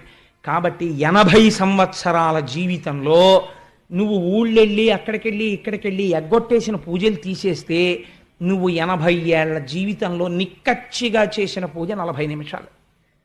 నీకు ఎందుకు ఇవ్వాలరా మళ్ళీ మనుష్య జన్మ అంటే ఏం చెప్పని జవాబు. కాబట్టి ఏమైంది అంటే కాలము కోర్కె రూపములో పోయినది. కాబట్టి ఆ నేమి ఇరుసు కామమే కంసుడు. ఇప్పుడు ఎలా వచ్చాడు? కంసుడిగా వచ్చాడు. ఇప్పుడు ఏం చేస్తాడు? అదే అలవాటు ఆయనకి. లోపల ఉన్నవాడెవరు? దేవకీ వసుదేవులు ఉన్నారు ఇక్కడ. ఎవరా దేవకీ వసుదేవులు? వసుహు కూర్చున్నాడు, దేవుడు ఇక్కడే ఉన్నాడు. నీవారస్సూకవత్తన్వి పీతాభాస్వత్యనూపమా. ఇవాళ మా ఆఫీసులో మా స్నేహితుడు అన్నాడు, ఏమిటా బాబు ఏం చెప్పినా మళ్ళీ ఆఖరణ ఒకసారి ఇలా ఇక్కడే ఉందంటావు, నీతో ఇదో గొడవ అన్నాడు. అలాగా ఇక్కడే వసుదేవుడు కూర్చుని ఉన్నాడు. కూర్చుంటే ఆయన భార్య దేవకి. దేవకి అంటే దివ్, దివ్ అంటే ప్రకాశము. ఆ ప్రకాశము కాంతి కొడుతోంది అన్ని ఇంద్రియాలకి. జ్ఞానము అది తెలుసుకుంటోంది. ఇక్కడే ఉన్న ఆత్మ తెలుసుకోవడము ప్రకాశించడమే దేవకీ వసుదేవులు ఉన్నది. ఇది ఇది ఉంటే నడుపుతున్నవాణ్ణి నేనని వాడు నడుపుతున్నాడు. కోరిక నడుపుతోంది కంసుడు. మనస్సు కామముగా కోరికగా రథాన్ని తిప్పుతోంది. ఈ రథాన్ని ఈ రథంలో ఉండి ఇది తెలుసుకోవట్లేదు. ఈ రథం కోరికల కోసం తిరుగుతోంది. తిరుగుతుంటే అశరీరవాణి చెప్పింది. ఎవరి అశరీరవాణి? వేదం చెప్పింది. ఏమని చెప్పింది వేదం? నువ్వు అష్టాంగ యోగంలో 8వ మెట్టుకు చేరిన సమాధి స్థితి యందు నీ స్వస్వరూపము నీకు భాషిస్తుంది. ఇక్కడ ఉన్న ఆత్మ నీకు దర్శనమవుతుంది. అప్పుడు నీ రూపం అది, నువ్వు ఆత్మ. ఇప్పుడు నీకు ఈ ఆత్మ తెలియగానే లంపటం అంతా ఎగిరిపోతుంది. ఈ కంసుడు ఉండడు. అందుకని 8వ గర్భానికి కంసుడు చచ్చిపోతాడని చెప్పింది. వాడు ఉలిక్కి పడ్డాడు. ఈశ్వరుడు మరుగవాలి, తాను ఉండాలనుకుంటాడు. భగవంతుడి వైపుకి నడవనివ్వదు కోరిక. కాబట్టి ఏం చేస్తాడు? శివరాత్రి నాడు ఉదయం 8 అయ్యేటప్పటికి ఇక్కడ చక్కగా గోపూజ చేసుకుని లోపల మనం అందరం అభిషేకం చేసుకుని కుంకుమార్చన చేసుకుని 12 గంటలకి ఇక్కడే పలహారం చేసి ఇంటికి వెళ్ళిపోయి మళ్ళీ సాయంకాలం 6ంటికి వచ్చి 12 వరకు పూజ చేసుకుందామండి అన్నాం అనుకోండి. అబ్బాయి ఎందుకండి బాబు ఏదో శివరాత్రి ఆదివారం నాడు కలిసి వచ్చింది, ఇంట్లో శివ అనుకుంటే చాలదు ఏంటండి అంటాడు. మిగిలిన టైం ఏం చేస్తావు? టీవీ చూడాలి. అందుకు ఇదంతా 3 మాటలు శివ దేనికోసం అంటే మిగిలింది టీవీ చూడడం కోసం.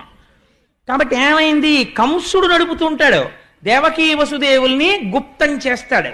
వాళ్ళు ఉండడం ఇష్టం ఉండదు, చంపేస్తానంటుంటాడు. ఈ రహస్యం తెలియకూడదు. తెలియనివ్వకో, చంపేస్తాను 8వ గర్భం. నువ్వు అష్టాంగ సిద్ధి సమాధి స్థితి వైపుకి నడవడానికి వీల్లేదు. భగ్నం చేస్తాడు ధ్యానాన్ని. అందుకని చంపుతానంటుంటాడు. ఇదే అశరీరావాణి పలకడం, కంసుని రథాన్ని నడపడం అంటే. కాబట్టి ఇప్పుడు ఏమైంది? అయితే అటువైపుకి వెళ్ళేవాడు వెళ్లకుండా మాంతాడా? ఎన్ని చట్టాలు బిగించినా వెళ్ళిపోతాడు. కాబట్టి ఏమైంది? దేవకీదేవిని కారాగారమునందు ఉంచాడు. ఇప్పుడు బాహ్యంలోనికి రండి. కృష్ణ పరమాత్మ లోపల పెరుగుతున్నారు. దేవకీదేవి ఖైదులో ఉంది. ఈ ఖైదులో ఉన్నటువంటి దేవకీదేవి గర్భంలో కృష్ణుడు ఉన్నాడు. ఇప్పుడు ఈ గర్భంలోకి ఎవరొచ్చి నిలబడ్డారో తెలుసా అండి? 33 కోట్ల మంది దేవతలు చతుర్ముఖ బ్రహ్మగారితో వచ్చారు. వచ్చి దేవకీదేవి కడుపులోకి వెళ్ళి నించున్నారు. ఇది గర్భశుద్ధి అంటే. ఏమి గర్భమా గర్భం, ఏమి అదృష్టమా తల్లిది. ఈ అదృష్టం ఎందుకు పొందిందో ఎదరవిందురు గాని. కాబట్టి ఇప్పుడు ఏం చేశారు? వాళ్ళందరూ స్తోత్రం చేస్తున్నారు. ఈశ్వర నీవు సత్యము, మొదటి మాట చెప్పారు. సత్యం అంటే మారనిది, ఎప్పుడూ ఉండునది. మరి ఇవాళ నువ్వు కడుపులోకి ఎందుకు వెళ్ళావు? ఇది నీ లీల.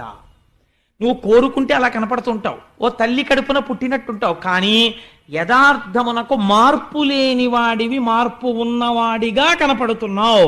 మాకో మార్పులున్నాయి చేసిన కర్మ వల్ల. నీవు మార్పు లేని వాడివి, సత్యమైన వాడివి. మేము నిత్యులము కావాలంటే ఎప్పుడూ ఉండని వాళ్ళమని మాకు భయం. అమ్మో ఉంటామా ఊడిపోతామా, ఉంటామా ఊడిపోతామా అంటుంటాడు అస్తమానమును. అందుకని ఏమిటి భయం? ఉండమని కాదు. ఈ ఆత్మ నేను ఎక్కడికెడతాను, ఎప్పుడూ ఉంటాను అని స్థితి రావాలంటే, స్వస్వరూపము భాషించాలంటే నీ అనుగ్రహం ఉండాలి. అలా రాకుండా నువ్వేం చేసావో తెలుసా? ఓ పెద్ద చెట్టు పాతావు. ఆ చెట్టు ఏమిటో తెలుసా? సంసార వృక్షము. ఈ సంసార వృక్షమునకు నీవే ఆలంబనము. నీవు ఉండబట్టి ఈ సంసార వృక్షం ఉంది, నువ్వు లేకపోతే వృక్షం ఎక్కడుంది? దీనికి 2 ఫలములు, సుఖము దుఃఖము. దీనికి 3 రసములు, సత్వ రజస్తమో గుణములు. 4 వేర్లు, ధర్మార్థ కామ మోక్షములు. దీనికి 5 రకములైనటువంటి విధానములు, శబ్ద స్పర్శ రస రూప గంధములు. దీనికి 6 ఊడలు. ఆ 6 ఊడలే కామ క్రోధ లోభ మద మోహ మాత్సర్యములు. 7 రకములైన పొరలు, చర్మము రక్తము మాంసము కొవ్వు అస్థి శుక్ల మేధ. దీనికి 8 కొమ్మలు ఈ చెట్టుకి. ఇవే 2 చేతులు, 2 కాళ్ళు, 4, 5 నోరు, 6 కంఠము, 7 హృదయము, 8 ఉదరము. ఈ 8 కలిపి 8 కొమ్మలు. ఈ చెట్టుకి 9 తొర్రలు, 2 కళ్ళు, 2 ముక్కులు, 2 చెవులు, 6 నోరు, 7 మలద్వారం, 8 మూత్రద్వారము, 9 తొర్రలున్న చెట్టు. నీ ఆజ్ఞ అయ్యే వరకు ఇందులో 10 వాయువులు, ప్రాణ అపాన వ్యాన ఉదాన సమాన నాగ కూర్మ కృకర ధనంజయ దేవదత్తములు. ఈశ్వర, ఇది నువ్వు సృష్టించిన చెట్టు. దీని యందు లంపటమునందు పడున్నారు ప్రపంచంలో ఉన్న మనుష్యులందరూ. దీని మీద 2 పిట్టలున్నాయి. ఒక పిట్ట ఎప్పుడూ ఏమీ తినకుండా సంతోషంగా ఉంటుంది, ఓ పిట్ట ఎప్పుడూ తిని ఏడుస్తుంటుంది. ఏమిటా పిట్ట అంటే, ఒకటి ఆత్మ. ఆత్మయే జీవుడన్నవాడే ఆత్మ. కానీ అందులోంచి ప్రతిబింబంలా బయటికి వచ్చి నేను జీవుడనని తిని ఏడుస్తూ ఉంటాడు, తినక సంతోషంగా ఉంటాడు పరమాత్మ. ఆయన ఎప్పుడూ ఆనందమే. ఆ పరమాత్మ సాక్షిగా ఉంటాడు, తెలుసుకుంటూ ఉంటాడు. ఇది అసలు స్వరూపం. నీవు అనేక శరీరములను తీసుకున్నావు. ఏ శరీరము తీసుకుని నువ్వు వచ్చినది మాత్రము లోకమును రక్షించడానికే వచ్చావు. అటువంటి మహానుభావుడివి నువ్వు అని వాళ్ళు అన్నారు. ఒక చిత్రమైనటువంటి మాట అన్నారు. మహానుభావా, అయితే ఈ విషయాన్ని అందరూ తెలుసుకోలేరు. ఒక ఈశ్వరుడే లోక కళ్యాణం చెయ్యడానికి ఒకసారి తెల్లగా, ఒకసారి ఎర్రగా, ఒకసారి నల్లగా, ఒకసారి పావులు మెళ్ళో వేసుకొని, ఓసారి 4 ముఖాలతో, ఒకసారి శేషతల్పం మీద పడుకొని ఉంటాడని జ్ఞాపకం ఉండదు. ఎందుకు ఉండదో తెలుసా అంటే, మాయచేత ఎరుకమాలిన వారలు బహువిధంబుల నిన్ను పేరుకొండ్రు, ఎరుక కలిగిన వారు ఏకచిత్తంబున వివిధ మూర్తులుయును నీవేయండ్రు. మాయ కమ్మేసిన వాడికి భగవంతుడు ఏదో ఒక రూపంలోనే ఉన్నాడంటాడు, మిగిలినవి భగవంతుని యొక్క రూపాలు కావంటాడు. అంటే వాడు మాయ చేత కట్టబడ్డాడు. మాయ నీ అనుగ్రహంతో వదిలినవాడు ఆ ఈశ్వరుడే ఇన్ని రూపాలతో ఉన్నాడు అనగలుగుతాడు. కాబట్టి ఈశ్వర, నువ్వు ఆ జ్ఞానం ఇవ్వాలి. ఆశ్చర్యం ఏమిటో తెలుసా? నువ్వు నోరిచ్చి నీ నామము చెబితే గట్టెక్కిస్తానంటే, నీ నామం చెప్పడం కూడా కొందరికి బరువే. ఆ నామం కూడా చెప్పక అధోగతి పాలైపోతుంటారు. సరికదా, నీ నామాన్ని విమర్శిస్తారు, నీ కథల్ని విమర్శిస్తారు. నువ్విచ్చిన నోటితో ఎంత ఆశ్చర్యమో చూడు. చెప్పడం చెప్పేస్తున్నారు, విమర్శించడం విమర్శిస్తున్నారు. అధోగతుల పాలైపోయాక తెలుసుకుంటారు ఏమైపోయారు. ఇది దుర్వినియోగం చేస్తున్నారు. లోకం ఇలా నడుస్తోంది. కానీ మాయందు అనుగ్రహించి మహానుభావ, ముచ్చిరియున్నది లోకము నిచ్చలుకం సాధి కలులు నిర్దయులేచన్ మచ్చిక కావవలయును విచ్చేయుము తల్లి కడుపు వెడలిబుకుందా. కంసాదులు రాజ్యం చేస్తూ భక్తులైనటువంటి వాళ్ళని నిగ్రహిస్తున్నారు. కాబట్టి స్వామి, నువ్వు అమ్మ గర్భంలోంచి బయటికి రావలసింది ముకుందా అని ప్రార్థన చేశారు. ప్రార్థన చేసిన తరువాత ఇక్కడ కంసుడి పరిస్థితి మహాదారుణంగా ఉంది. ఎందుచేత? అష్టమ గర్భం వచ్చేసింది, నెలలు పెరుగుతున్నాయి, ఆవిడికి 9వ నెల వచ్చేసింది, స్పష్టంగా తేజస్సు కనపడుతోంది. ఆ అష్టమ గర్భంలో పుట్టేవాడు తన్ను చంపేస్తాడని భయం. అందుచేత తిరుగుచు కుడుచుచు త్రాగుచు, ఆఖరికి ఏం చేస్తున్నా సరే అరుగుచు కూర్చుండి లేచునవరత అనవరతంబొన్ హరితలచి తలచి జగమా హరిమయముగ చూచ కంసుడారనియలుకన్. ఎంత చిత్రమో చూడండి. కంసుడికి కూడా జ్ఞానము చేత లోకమంతా ఒక ఈశ్వరుడు కనపడ్డట్టే కంసుడికి కూడా కనపడుతోంది. అందుకే అన్నాడు నారదుడు ధర్మరాజు గారితో, వైరంతో కూడా పొందుతున్నారు ఈశ్వరుణ్ణి అన్నాడు. తిరుగుచు కుడుచుచు వ్రాలుచు అరుగుచు కూర్చుండి లేచు అనవరతంబున్ హరితలచి తలచి జగమా హరిమయముగ చూచ కంసుడారనియలుకన్. తిరుగుతూ ఉంటాడు, అమ్మో ఇంకొచ్చేస్తాడేమో, ఏ క్షణంలో ప్రసవం అయిపోతుందో, పుట్టి ఏమో ఏం చేస్తాడో, ఏ రూపంలో వస్తాడో, ఎలా చంపుతాడో, తాగుతుంటాడు గ్లాస్ అప్పుడైతే భయం, వచ్చేసాడేమో ఏ రూపంలోనో. ఎక్కడో ఎవరో స్వామి అంటారు, అమ్మో వచ్చేసాడేమో అని భయం. ఉలిక్కి పడుతుంటాడు, వాసన చూస్తుంటాడు, ఏమో వాసనారూపంగా ఎందుకు రాకూడదు. ఇంతకుముందు హిరణ్యకశిపుల్ని వాళ్ళందరినీ చిత్రంగా చంపాడు. హిరణ్యకశిపు ఉపాఖ్యానానికి సంబంధించిన రహస్యం ఎక్కడ చెప్పాడో తెలుసా అండి ఆయన? బలిచక్రవర్తి ఉపాఖ్యానంలో చెప్పాడు శ్రీమన్నారాయణుడు. మీ తాతోడు ఉండేవాడయ్యా, వాడు నా కోసం వెతికాడు నన్ను చంపుదామని, వైకుంఠానికి వచ్చాడో సార్ నా కోసం, నేను ఏం చేశానో తెలుసా? వాడి ముక్కు రంధ్రాల్లోంచి వెళ్ళి వాడి గుండెల్లో కూర్చున్నాను, వాడు బయటంతా వెతికాడు, వాళ్ళలోనే ఉన్నానని తెలుసుకోలేకపోయాడు, వెర్రాడు, ఆఖరికి ఇందులోంచి వచ్చి స్తంభంలోకి వచ్చి స్తంభంలోంచి బయటకు వచ్చి వాడిని చంపేశానన్నాడు. అందుకని నీ వాళ్ళేం తక్కువ వాళ్ళు కారులే అన్నాడు బలిచక్రవర్తితో. కాబట్టి ఎక్కడుంటాడు, ఇక్కడే ఉంటాడు ఈశ్వరుడు. అంతర్ముఖ సమారాధ్య బహిర్ముఖ సుదుర్లభ. బయట వెతికితే దొరకదు, లోపలికెడితే దొరుకుతుంది. లోపలికి వెళ్ళడం మనకి తెలియదు, బయట తిరగడం తప్ప. కాబట్టి ఆయన ఏం చేస్తున్నాడు అంటే, ఏది చేస్తున్నా అమ్మో వచ్చేస్తాడు చంపేస్తాడు, వచ్చేస్తాడు చంపేస్తాడు, వచ్చేస్తాడు చంపేస్తాడు, ఇదే బెంగ. కాబట్టి ఇప్పుడు ఏమవుతోంది, ఎవరిని చూసినా శ్రీహరే కనపడుతున్నాడు. హరితలచి తలచి జగమా హరిమయము గచూచ కంసుడారణీయలుకన్. నిజంగా కృష్ణావతారం ఆవిర్భవించేటటువంటి సమయం ఆసన్నం అవుతోంది. మీకు ఒక గొప్ప రహస్యం చెప్పేస్తున్నాను ఇవాళ. ఏమిటో తెలుసా అండి? శ్రావణ మాసంలో అర్ధరాత్రి 12 గంటలకి ఆకాశం మబ్బులు పట్టి వర్షం పడుతుంటే శ్రీకృష్ణ భగవానుని యొక్క ఆవిర్భావం. మళ్ళీ అక్కడి నుంచి 6 నెలలు లెక్కెట్టండి. భాద్రపదము, ఆశ్వీజము, కార్తీకము, మార్గశీర్షము, పుష్యము, మాఘము. మాఘమాసంలో మళ్ళీ మహాశివరాత్రి నాడు అర్ధరాత్రి 12 గంటలకి లింగోద్భవం. ఏమిటి చిత్రం? 6 నెలలు కరచరణాదులున్నవాడి పూజ చేస్తే ఆకారము ఉన్నదా ఆకారము లేదా అన్న లింగస్వరూపము జ్యోతిర్లింగమై భాషిస్తుంది. అలా ఎలా వస్తుందో రేపు మహాశివరాత్రి నాటి సాయంకాలం ఉపన్యాసంలో చెప్తా. మహాశివరాత్రి నాడు లింగోద్భవం అంటే ఏమిటో అర్ధరాత్రి 12 గంటలకి ఖచ్చితంగా 6 నెలలకి లింగోద్భవం. ఎక్కడ శివకేశవ భేదాలు ఉన్నాయండి? ఎంత ఆశ్చర్యంగా ఉంటుంది మనుష్యుణ్ణి ఉద్ధరించడానికి ఈశ్వరుడి యొక్క తత్వం. కాబట్టి ఇప్పుడు ఆకాశం అంతా మబ్బులు పట్టుంది. ఈయన ఏ నిమిషానికి ఆ నిమిషమే భయం. ఒకరోజు అనుకున్నట్ట ఇంకా సుఖం లేదు, చంపేస్తాను, అసలు గొడవ వదిలిపోతుంది, నేను ఈ టెన్షన్ పడలేకపోతున్నాను, వీడు ఎప్పుడు పుట్టేస్తాడో, చంపేస్తాను దేవకీదేవిని అనుకున్నాడు. వెళ్ళాడు. లోపల ఉన్నవాడు ఎవరండి? మహామాయా మానుష రూపుడు. ఆ చెల్లెల్ని చూస్తే జాలేసిందిట. ఇంత పరాక్రమవంతుడిని, ఆడపిల్లని చంపనా, గర్భిణిని, ఇంకెందుకు, ఎలాగో పుడతాడు కదా, పుట్టిన తర్వాత చంపేస్తాను అని వెనక్కి వచ్చేసాడు. వెనక్కి వచ్చాడు కానీ నిద్ర పట్టట్లేదు. ఆ రోజే నిద్ర పట్టింది వాడి కర్మ. గాఢ నిద్రలో ఉన్నాడు. భటుల్ని పెట్టాడు, తలుపులు దగ్గరకేశాడు, వాటికి ఇనప గొలుసులేశాడు, వాటిలో మేకులు దింపాడు, తాళాలు వేశాడు, చెవులు బొడ్డులో పెట్టుకున్నాడు. బిడ్డడు ఏడ్చిన తర్వాత ఒక హుకుం జారీ చేశాడు. వేసిన తాళాలకి సీల్స్ వేస్తుంటాం ఇప్పుడు, అలా రాజముద్రలు సరిగ్గా ఉన్నాయో లేచి వచ్చి చెప్పమని చెప్పాడు తాళాలకి. ఇంకా దారుణం ఏమిటో తెలుసా అండి? వసుదేవుడు ఏమైనా చేస్తాడేమో అని అనుమానంతో వసుదేవుడి కాళ్ళకి చేతులకి ఇనప సంకెళ్ళేశాడు, వేసి కూర్చోబెట్టాడు ఆ కారాగారంలో.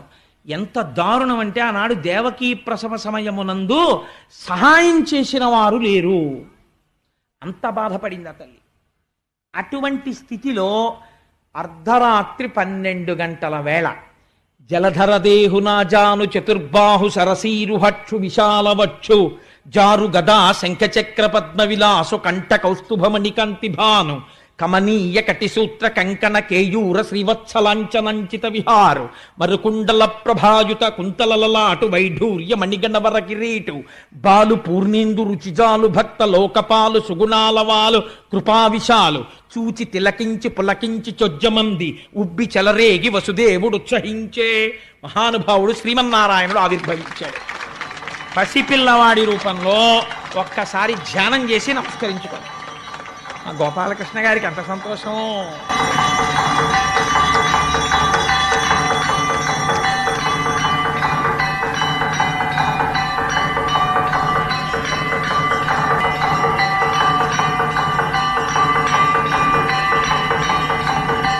నీరాజనం తీసుకోండి అమ్మా. కృష్ణ జననం వినడం అంటే దశమస్కంధాంతర్గతంగా ఎంత అదృష్టం ఇంక ఇవాళ నుంచి. అందుకని జలధరదేహు నాజాను చతుర్బాహు సరసీరుహక్షు విశాలవక్షు, పోతన గారికి సీసం అలా పడింది ఆ పద్యం. ఇదేంటి 4 బాహువులతో నల్లటి మొబ్బెలా ఉంటుందో అటువంటి కాంతితో పట్టు పీతాంబరం కట్టుకుని శంఖచక్ర గదా పద్మములను ధరించినటువంటి వాడై మహానుభావుడు మంచి వజ్ర వైఢూర్యములు పొదగబడినటువంటి కిరీటంతో మంచి నల్లటి కుంతలములతో చెవులకు పెట్టుకోబడినటువంటి కర్ణాభరణముల యొక్క కాంతి గండస్థలముల యందు ప్రకాశిస్తూ ఉండగా మెడలో ఆ శ్రీవత్సమ కౌస్తుభం అనేటటువంటి రత్నాన్ని ధరించి శ్రీవత్సమన్న పుట్టుమచ్చతో సమస్త లోకములు కొలిచేటటువంటి పాదపద్మములతో చంటి పిల్లవాడిగా వసుదేవుడికి దర్శనమిచ్చాడు. అటువంటి పిల్లవాణ్ణి చూసి నిజంగా వసుదేవుడు సంకెళ్లలో ఉన్నాడు. ఏమి పద్యం వేసేశారండి పోతన గారు. దర్శనం చేస్తూ కళ్ళ నీళ్లు చిప్పిళ్ళి ఘట్టంగా జరిగింది. జలధరదేహు నాజాను చతుర్బాహు సరసీరుహక్షు విశాలవక్షు జారు గదా శంఖచక్ర పద్మ విలాసు కంఠ కౌస్తుభమణి కంతిభాను కమనీయ కటిసూత్ర కంకణ కేయూర శ్రీవత్సలాంఛనంచిత విహారు మరుకుండల ప్రభాయుత కుంతలలలాటు వైఢూర్య మణిగణ వరకిరీటు బాలు పూర్ణేందు రుచిజాలు భక్త లోకపాలు సుగుణాలవాలు కృపావిశాలు చూచి తిలకించి పులకించి చోద్యమంది ఉబ్బి చెలరేగి వసుదేవుడు ఉత్సహించే. పొంగిపోయాట పిల్లాన్ని చూసి. పొంగిపోయి అన్ని లోకములను కాపాడేటటువంటి వాడు నాకు కొడుకుగా పుట్టాడు. మామూలుగా కొడుకు పుడితేనే గోదానం చేస్తారు, వస్త్రదానం చేస్తారు, హిరణ్యదానం చేస్తారు. నాకు శ్రీమన్నారాయణుడు కొడుకుగా పుట్టాడు, నేను ఎన్ని చెయ్యాలి? కానీ కొడుకు పుట్టినప్పుడు సచేల స్నానం చెయ్యాలి. నేను స్నానం చెయ్యడానికి కూడా లేదని స్నానము చేయక రామిని ఆనందరసాబ్ధిమగ్నుండై ధేనువులను 10,000 విప్రులకును మానసికముగా ధారవోసమరి ఇచ్చుటకొన్. వెంటనే ఆ కృష్ణ దర్శనంతో కృష్ అంటే నిరతిశయ ఆనంద రూపుడు. ఆ ఆనందంలో తాను స్నానం చేసేసట. స్నానం చేసేసి ఒక్కసారి నీళ్లు ముట్టుకున్నట్ట. మానసికంగా 10,000 మంది బ్రాహ్మణులకు 10,000 గోవుల్ని దానం చేశాట. నేను కారాగారం నుంచి బయటికి వచ్చిన తరువాత నా మొక్కు తీర్చుకుంటాను అనుకున్నట్ట. అని స్వామిని చూసి ఒక చిత్రమైనటువంటి మాట ఒకటి అంటాడు. ఆ పిల్లవాడిని చూసన్నాడు, ఏ నిన్ను అఖిల దర్శను జ్ఞానానంద స్వరూపు సంతు నపరాధీను ని మాయా దూరుని శూన్యునిగా కంటి ఇట్టి చొజ్జము కలదే.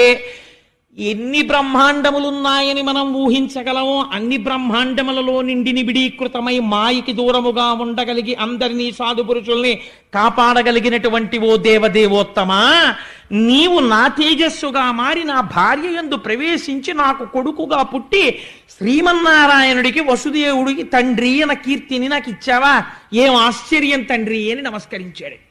దేవకీదేవి ఉంది, సర్వము నీలోనిదిగా సర్వాత్ముడవాత్మ వస్తు సంపన్నుడవై సర్వమయుడవగు నీకును సర్వేశ్వర లేవు లోను సంధులు వెలయన్. తన కడుపున పుట్టిన కొడుక్కి తాను నమస్కరిస్తోంది. ఈశ్వర, ఇది లేదు ఇది ఉంది అని చెప్పడానికి లేదు. దృశ్యతే శ్రూయతేపి వా అంతర్బహిశ్చ తత్సర్వం వ్యాప్య నారాయణ స్థిత. అన్నీ నీయందున్నాయి. అన్నీ నీయందున్న వాడివి నీవు నాయందు కొడుకుగా పుట్టావు. ఏమి భాగ్యం చేసుకున్నానయ్యా అని పొంగిపోయింది. స్వామి, నన్ను కారాగారంలో పెట్టాడు నా సోదరుడు, నీకేం అపాయం వస్తుందో అని బెంగ పెట్టుకుంటున్నాను అంది. ఎంత దేవకీ వసుదేవుల వంక చూసి నవ్వుతూ, దేవకీ వసుదేవులారా మీరు భయపడకండి, అసలు నేను ఇలా ఎందుకు జన్మించానో రహస్యం చెప్తాను వినండి. స్వయంభౌమనువు యొక్క మన్వంతరంలో మీరిద్దరూ కూడా ఒక ప్రజాపతి భార్య. నీ పేరు సుతపుడు, ఆమె పేరు పృష్ణి. మీ ఇద్దరు 12,000 దివ్య సంవత్సరములు నా గురించి తపస్సు చేశారు. ఆకులు అలములు తింటూ నేను ప్రత్యక్షం అయ్యాను. ఏం కావాలని అడిగాను. మీకు పుత్రుడి మీద వ్యామోహం ఉండిపోయింది, నీలాంటి కొడుకు కావాలి అన్నారు. నాలాంటి కొడుకు నేను తప్ప ఇంకొకడు లేడు. మీరు అంత కష్టపడి తపస్సు చేసినందుకు మీరు ఒక మాట అడిగితే నేను 3 మార్లు పుట్టాను. ఒకసారి మీకు పృష్ణి గర్భుడిగా పుట్టాను. రెండవసారి మీరు అదితి కశ్యపులుగా ఉంటే వామనమూర్తిగా పుట్టాను. ఇప్పుడు దేవకీ వసుదేవులుగా ఉండగా కృష్ణ భగవానుడిగా పుట్టాను. ఈ అవతారంలో ఒక గొప్పతనం ఉంది.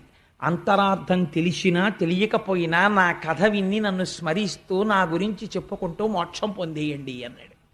ఆనాడు ఆ అమ్మకైనా మనకైనా అదే వరం. ఆయన గురించి చెప్పుకు వింటే చాలు ఆయన వరం ఇస్తాడు.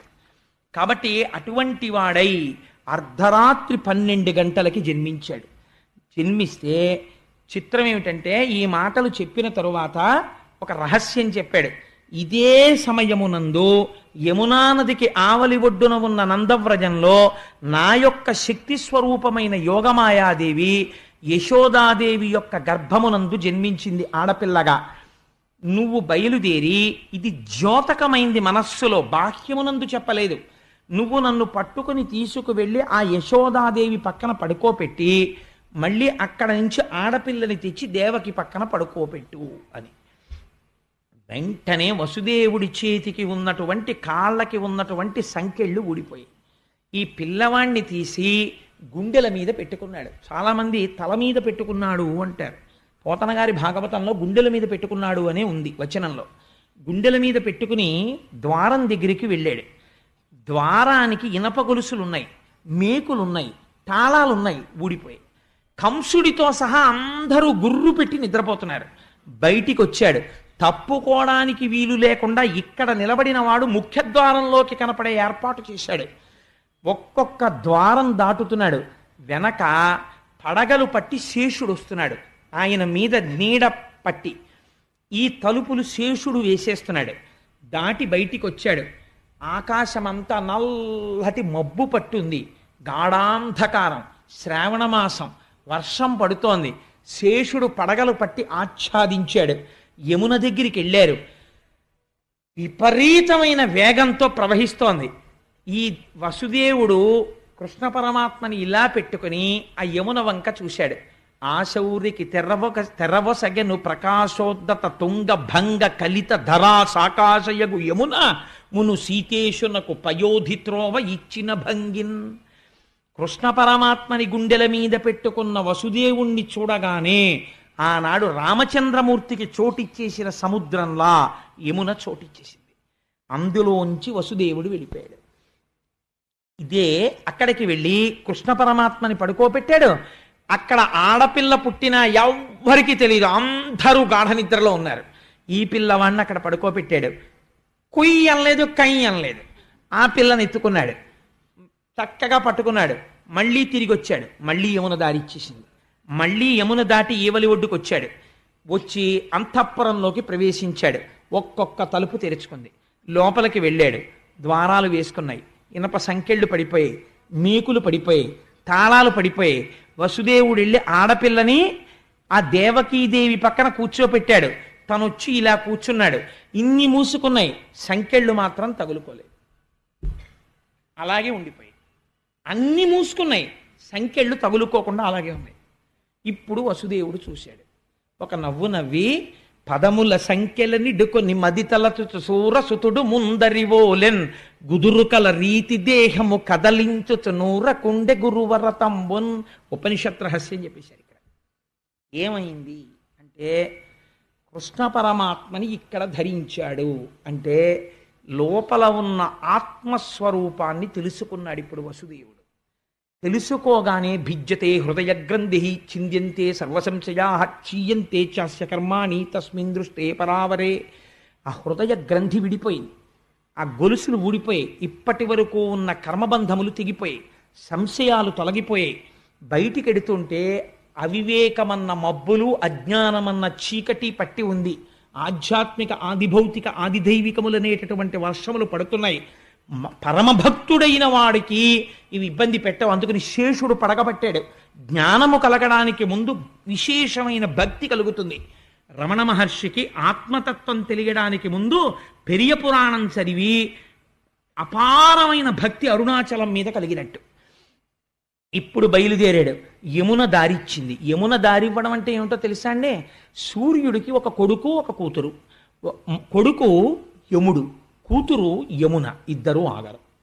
యమున కాలస్వరూపం, ప్రవహించి వెళ్ళిపోతుంది, వెనక్కి రాదు. కాలం వెళ్ళిపోతుంది, ఎవరి కోసం ఆగదు. నేను భాగవతం వినలేనంటే అదేం ఆగదు, వెళ్ళిపోతుంది, వెనక్కి రాదు. వెళ్ళిపోతున్న కాలంలో ఎవడెప్పుడు పడిపోవాలో యముడికి తెలుసు, ఆయన తీసేస్తాడు. ఆయన ఆగడు, కాలస్వరూపంలో సూర్యుడు వెళ్ళిపోతుంటాడు. అందుకే సూర్య కుటుంబం అంతా అలాగే ఉంటుంది. ఇట్లాంటి యమధర్మరాజు కాలము దారిచ్చాయి. అంటే కాలమునకు వశుడు కాడు, అంటే మృత్యువు లేదు. అందుకే రమణ మహర్షి దగ్గరికి వెళ్ళి, భగవాన్ మీరు చచ్చిపోతారని మాకు భయంగా ఉంది అంటే ఆయన నవ్వి, నాకు చావెక్కడుంది, నేను ఎప్పుడూ ఉండేవాణ్ణి, మీరు వెళ్ళిపోతారేమో అనేవారు.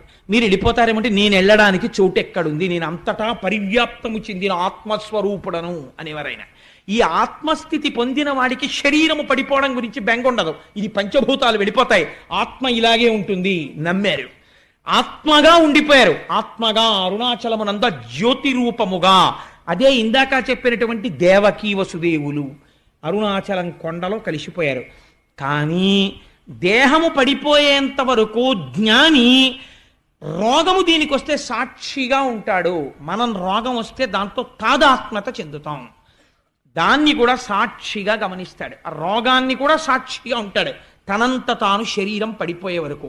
కాబట్టి ఇప్పుడు ఆయన ఉన్నాడా లేడా? అందరిలాగే ఆయన తిరుగుతారు, అందరిలాగే ఆయన ఓ కర్రట్టుకుంటారు, ఓ గోచి పెట్టుకుంటారు, తిరుగుతూ ఉంటారు. ఆయన ఉన్నట్టా లేనట్టా అంటే ప్రారంధమైపోయేంత వరకు ఈ శరీరం వచ్చేసింది కాబట్టి అది పడిపోయే వరకు శరీరం ఉంటుంది. కాబట్టి తగిలించుకున్న బంధనాలు ఇవి ఆ ఉండడం. అంతేకాని తగులుకున్న బంధనాలు కావు. తగులుకున్న బంధనాలు మనకి రాజు విడిపించుకోవడం. తగిలించుకున్న బంధనాలు జ్ఞానివి. అందుకని ఆయన తగిలించుకుని పూర్వం ఎలా ఉన్నాడో అలాగే ఉన్నట్టున్నాడు. ఎవ్వరికీ తెలియదు. అతను ఒకసారి గుండెల మీద పెట్టుకుని యమునని దాటి వెనక్కొచ్చాడు. అందుకే ఆడపిల్ల నొదలమని వసుదేవుడు ఏడవడు, దేవకి ఏడుస్తుంది. కాబట్టి ఇంకా మోహం ఎవరిని పట్టింది అంటే విష్ణుమాయ దేవకి యందు ఉన్నది. తల్లి కాబట్టి ఉండాలి, లేకపోతే కంసుడికి అనుమానం వస్తుంది. ఇప్పుడు ఏమైంది? ఈ ఆడపిల్ల ఏడ్చింది. ఏడిస్తే వీళ్ళందరూ లేచారు. ఇది వీళ్ళ ప్రజ్ఞ అనుకుంటున్నారు. ఇది విచిత్రం. వీళ్ళు లేచి అమ్మ పిల్ల పుట్టిందిరా అన్నారు. ముందేం చూశారు? తాళం కప్పల మీద రాజముద్ర చూశారు, ఉన్నది. కాబట్టి లోపల వాళ్ళు ఎక్కడికి వెళ్ళలేదు. ఆత్మదర్శనమైన వాడికి పైన మార్పు ఏమీ ఉండదు. రమణ మహర్షికి ఆత్మదర్శనం అయిపోయిన తర్వాత నల్లటైన తెల్లగా అయిపోవడమో, తెల్లటైన ఆకుపచ్చగా అయిపోవడమో అలా ఏముండదు. అప్పుడు ఇప్పుడు ఒకలాగే ఉంటారు, కానీ లోపల మాత్రమే తెలుస్తుంది వారికి. కాబట్టి బయట నుంచి చూసేవాడికి ఏమైనా తెలుస్తుందా? అనుమానమే మిగులుతుంది అంతే. ఆత్మదర్శనం అయిందా అండి నిజంగానో అని అనుమానం. కాబట్టి ఏమవుతుంది అంటే ఆ మహానుభావుడు అలా కూర్చుని ఉన్నాడు. వీళ్ళు ఏడుపు విని పరిగెత్తుకుంటూ కంసుడికి వెళ్ళి చెప్పారు. చెప్పగానే వాడు నిద్రపోతున్నవాడు జుట్టు విరబోసుకుని పరిగెత్తుకొచ్చాడు. వచ్చి తాళాలు తీశాడు. తీస్తే పాపం పిచ్చి తల్లి కదా దేవకీదేవి, ఈ ఆడపిల్ల ఏడుస్తుంటే ఆవిడ్ని విష్ణుమాయ కప్పేసింది. ఈ ఆడపిల్ల తన పిల్లే తనే రక్షించుకోవాలనుకుంటోంది. అనుకుని అన్నగారికి కనపడకుండా పమిటలో పెట్టేసుకుంది. ఆ పిల్లని పెట్టేసుకుని గుండెలకి దగ్గరగా హత్తేసుకుని అసలు ఆడపిల్లో మగపిల్లవాడో తెలియకుండా దగ్గరికి పెట్టేసుకుని కాళ్ళు పైకెత్తేసి ఏడుస్తోంది. ఏమని అంటే అది పోతన గారికే చెల్లింది ఆ దర్శనం. అన్న శమింపు మన్న తగదల్లుడు కాడిది మేన కోడలవు మన్నన చేయు మన్న విను మానిని చంపుట రాచపాడి కాదన్న సుకీర్తివై మన గదన్న మహాత్ములు పోవు త్రోవ పోవన్న భవత్ సహోదరి కదన్న నిను శరణంబు వేడదన్. 1కి 10 మాటలు అన్నయ అన్నయ అన్నయ అన్నయ అంటుంది. వాడి మనసు కరుగుతుందని. అన్న శమింపు మన్న తగదల్లుడి కాడిది మేన కోడలవు. అన్నయ్య ఇది ఏంటి మేనల్లుడు కాడన్నయ్యా, చంపేయడానికి మేనకోడలన్నయ్యా, నన్ను నమ్మన్నయ్యా. 7గురిని చంపేశావన్నయ్యా, ఇప్పుడు 6గురిని చంపేశావు, 7వది గర్భస్రావం అయిపోయింది. ఇది ఆడపిల్ల, ఇంటికి ఆడబడుచు, నీకు కోడలు, నువ్వు మన్నన చెయ్యాలన్నయ్యా. మహాత్ములు పోవుత్రోవ పోవన్న పసిపిల్ల ఆడదాన్ని చంపాడన్న అపఖ్యాతి నువ్వు కట్టుకోకన్నయ్యా, విడిచిపెట్టన్నయ్యా, ఈ పిల్లనైనా బతకని అన్నయ్యా అని చెప్పి పాపం ఏడుస్తోంది. ఏడుస్తూ ఇంతమందిని చంపేశావు కదా, కనీసం నాకు పుత్రుడు నీ బ్రతుకునకు ను శత్రుండని వింటి కాన సమయింపతగున్ పుత్రులకు నోచనైతి ని పుత్రీదానంబు చేసి పుణ్యము కనవే. అన్నయ్య కొడుకులు పుడితే నిన్ను చంపేస్తారని చంపేశావు, నేనేమనలేదు. ఇది ఆడపిల్ల, నేను నా కూతురు దక్కిందని నేను అనుకోను. మా అన్నయ్య నాకు పుత్రిక దానం చేశాడని చెప్పుకు బతుకుతానన్నయ్య, వదిలేయన్నయ్య, ఆడపిల్లను వదిలేయన్నయ్య అని ఏడుస్తోంది. కళ్ళకి కట్టించి క్యాన్వాస్ మీద గీశారండి అక్షరాలతో పోతన గారు. అది ఆయన రచనా ప్రౌఢిమ. వీడు మహోగ్రతతో సోదరిని నిందించాడు. నిందించి అటు వెతికి ఇటు వెతికి ఆ పసిపిల్ల యొక్క 2 కాళ్ళు పట్టుకుని లాగేశాడు. లాగేసి గిర్ర గిర్ర గిర్ర గిర్ర తిప్పి బండకేసి కొట్టాడు. కొడితే ఈ పిల్ల బండకి తగలడం మాని పైకి వెళ్ళిపోయింది, ఆకాశంలోకి వెళ్ళిపోయి దివ్యమైనటువంటి రథమునందు ఆరూఢి అయి అక్కడ కూర్చునుంది. అటు నుంచి విమానాల్లో ఇంతమంది దేవతలందరూ వచ్చి నిలబడ్డారు. శ్రీమన్నారాయణుడు వరం ఇచ్చాడు, నిన్ను 14 నామాలతో పిలుస్తారు. దుర్గా, భద్రకాళి, విజయ, వైష్ణవి, కుముద, చండిక, కృష్ణ, మాధవి, కన్యక, మాయ, నారాయణి, ఈశాన, శారద, అంబిక. భాగవతాంతర్గతంగా ఈ 14 నామాలు ఎవరు వింటున్నారో ఆ విన్న వాళ్ళందరికీ ఏతించి చూచి చెలగుచు, అలాంటి వాళ్ళకి, నిన్ను చూసిన వాళ్ళకి, నామం విన్న వాళ్ళకి, పేరు పలికిన వాళ్ళకి దేశంలో నువ్వు ఎక్కడెక్కడున్నా నీకు రక్షించడం తప్ప ఇంకోటి తెలియదు, అలా రక్ష చేస్తావన్నావు అన్నారు. అందుకని ఆ తల్లి ఆకాశంలో నిలబడింది. దేవతలు, యక్షులు, గంధర్వులు, కిన్నెరులు, కింపురుషులు వచ్చి పాటలు పాడుతూ తల్లికి అగరుధూపాలు సమర్పిస్తున్నారు, నైవేద్యాలు సమర్పిస్తున్నారు. ఈ తల్లి ఇవన్నీ తీసుకుని కిందనున్న కంసుడి వంక చూసి ఒక మాట అంది. తెంపరివై బొరింబొరిని దేవకి బిడ్డల చిన్ని కుర్రలం చంపితివి, శిరోజిదియు బీరమే రల మీద నన్నొంపితివి. ఓరి దుర్మార్గుడా, పిల్లలందరినీ తీసుకుని రాళ్లకేసి కొట్టి చంపావు, నన్ను కూడా కొట్టాలని ప్రయత్నం చేశావు. నా సరసంజ నుంచి నిన్ను చంపెడి వీరుడొక్కడు, ప్రవృద్ధిని పొందెడివాడు దుర్మతి. నాతో పాటు పుట్టి నిన్ను చంపేటటువంటి వాడు వేరొక చోట పెరుగుతున్నాడు, నువ్వు చచ్చిపోవడం ఖాయం అని చెప్పి దేవతలు సేవిస్తుండగా తల్లి వెళ్ళిపోయింది. ఈశ్వరుడిది నిర్భయత్వం. మరణం కోసం భయపడుతూ ఎంతకాలం సత్యాన్ని ఎప్పటికీ సత్యం తెలుసుకోగలుగుతాడు. కాబట్టి ఆ తల్లి వెళ్ళిపోయింది. వెంటనే కంసుడిలో ఉన్న గమ్మత్తు చూడండి. ఆయన పరిగెత్తుకుంటూ దేవకీ వసుదేవుల దగ్గరికి వచ్చాడు. వచ్చి, చూశావా బావా ఆశ్చర్యం, నువ్వేమంటావు? రేపొద్దున్న నీ 6 పిల్లల్ని నేను చంపేశానంటావు. నేనా చంపినవాడిని? ఆ రోజు నువ్వు చెప్పావే, ఎవరి కర్మ వారికి తీసుకొస్తా. ఆ 6 పిల్లల కర్మ ఉంది. నా దురదృష్టం ఏమిటంటే వాళ్ళ మరణానికి నేను హేతు అయ్యాను. నిజంగా నేను చంపగలిగిన వాడిని అయితే బావా, నేను ఇలా గిర్రని తిప్పి కొట్టినప్పుడు ఈ ఆడపిల్లని చంపాలి కదా, మరి ఈ పిల్ల చూడు ఎగిరిపోయింది. పైగా నన్ను చంపేవాడు ఎక్కడో పుట్టేట. అనవసరంగా నేను మిమ్మల్ని వేధించాను బావా, ఏమనుకోకే, నన్ను క్షమించే అంటున్నాడు. కానీ మనసులో అనుమానమే. తొట్టుపడుతూ వాళ్ళిద్దరికీ నమస్కారం చేసి తాళం తీసి, బావా మీరు మీ ఇంటికి వెళ్ళిపోయి సంతోషంగా ఉండండి అన్నాడు. అని చెప్పి పంపించేశాడు వాళ్ళని. పంపించేస్తే అవతల నందవ్రజంలో ఒక ఆశ్చర్యకరమైనటువంటి సంఘటన జరిగింది. ఆయన మహానుభావుడు కృష్ణ పరమాత్మ అక్కడ ఆవిర్భవించి ఉన్నారు. అక్కడ నందవ్రజంలో ఉన్న వాళ్ళందరికీ తెలివొచ్చింది. ఒక్కసారి తెలివొచ్చి వాళ్ళు లేచి చూశారు. చూసి, ఏమిట్రా పిల్లాడు పుట్టాడు అనుకున్నారు. ఆ పిల్లవాడేమీ ఏడవలేదు. కానీ పొంగిపోయింది యశోద. ఎంత అదృష్టం, ఇన్నాళ్ళకి నాకు కొడుకు పుట్టాడు అనుకుంది. ఈ వార్త నందవ్రజంలో ఉన్న వాళ్ళందరూ పరమసాత్వికులై ప్రేమమూర్తులై ఉంటారు. మధురలో ఉన్న వాళ్ళు కృష్ణుడు వచ్చేంత వరకు రాజసగుణంతో ఉంటారు. మధురంగా తిప్పుతుంది మనస్సు. అందుకని మధురకి కంసుడు నాయకత్వం ఉన్నంతసేపు ఆ మధుర మనమెవ్వరం వెళ్ళి నిలబడే మధురగా ఉండదు. నందవ్రజం భగవద్భక్తులతో నిండి ఉంటుంది, గోవులతోటిని. అందుకని అక్కడ ఉన్న వాళ్ళకి అమాయకత్వం ఏమీ తెలియదు. వాళ్ళు పొంగిపోయారు. ఏమని? ఏమి నోమ ఫలమో ఇంత ప్రొద్దొక వార్త వింటిమ బలలా రవీనులరా, మన యశోద చిన్ని మగవాని కననట చూచివత్తమమ్మ సుధతులారా, చక్కనివాడు చిక్కినాడు నల్లనివాడు దక్కినాడు, ఏ పూర్వ పుణ్యమో ఏ నోము ఫలమో అంటారు వాళ్ళు. ఈ గోపకాంతలకి సంతోషం. ఇన్నాళ్ళకి మళ్ళీ మనం విన్నాం, ఎప్పటి నుంచో కొడుకుల్లేరని బెంగ పెట్టుకుంది యశోద. ఇన్నాళ్ళకి కొడుకు పుట్టాడు. ఎటువంటి కొడుకు? ఏమి నోమ ఫలము ఇంత ప్రొద్దొక వార్త వింటిమ బలలా రవీనులరా, మన యశోద చిన్న మగవానికి నిన్నట. ఆ పద్యంలో అందం చూడండి. పలికెటిది భాగవతమట, పలికించు విభుండు రామభద్రుండట.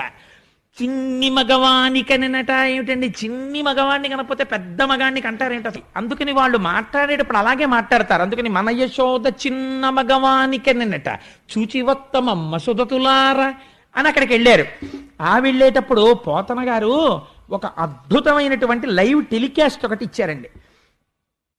వీళ్ళందరూ పరిగెత్తుకుంటూ ఆ యశోద ఉన్నటువంటి గృహానికి వెళ్ళారట.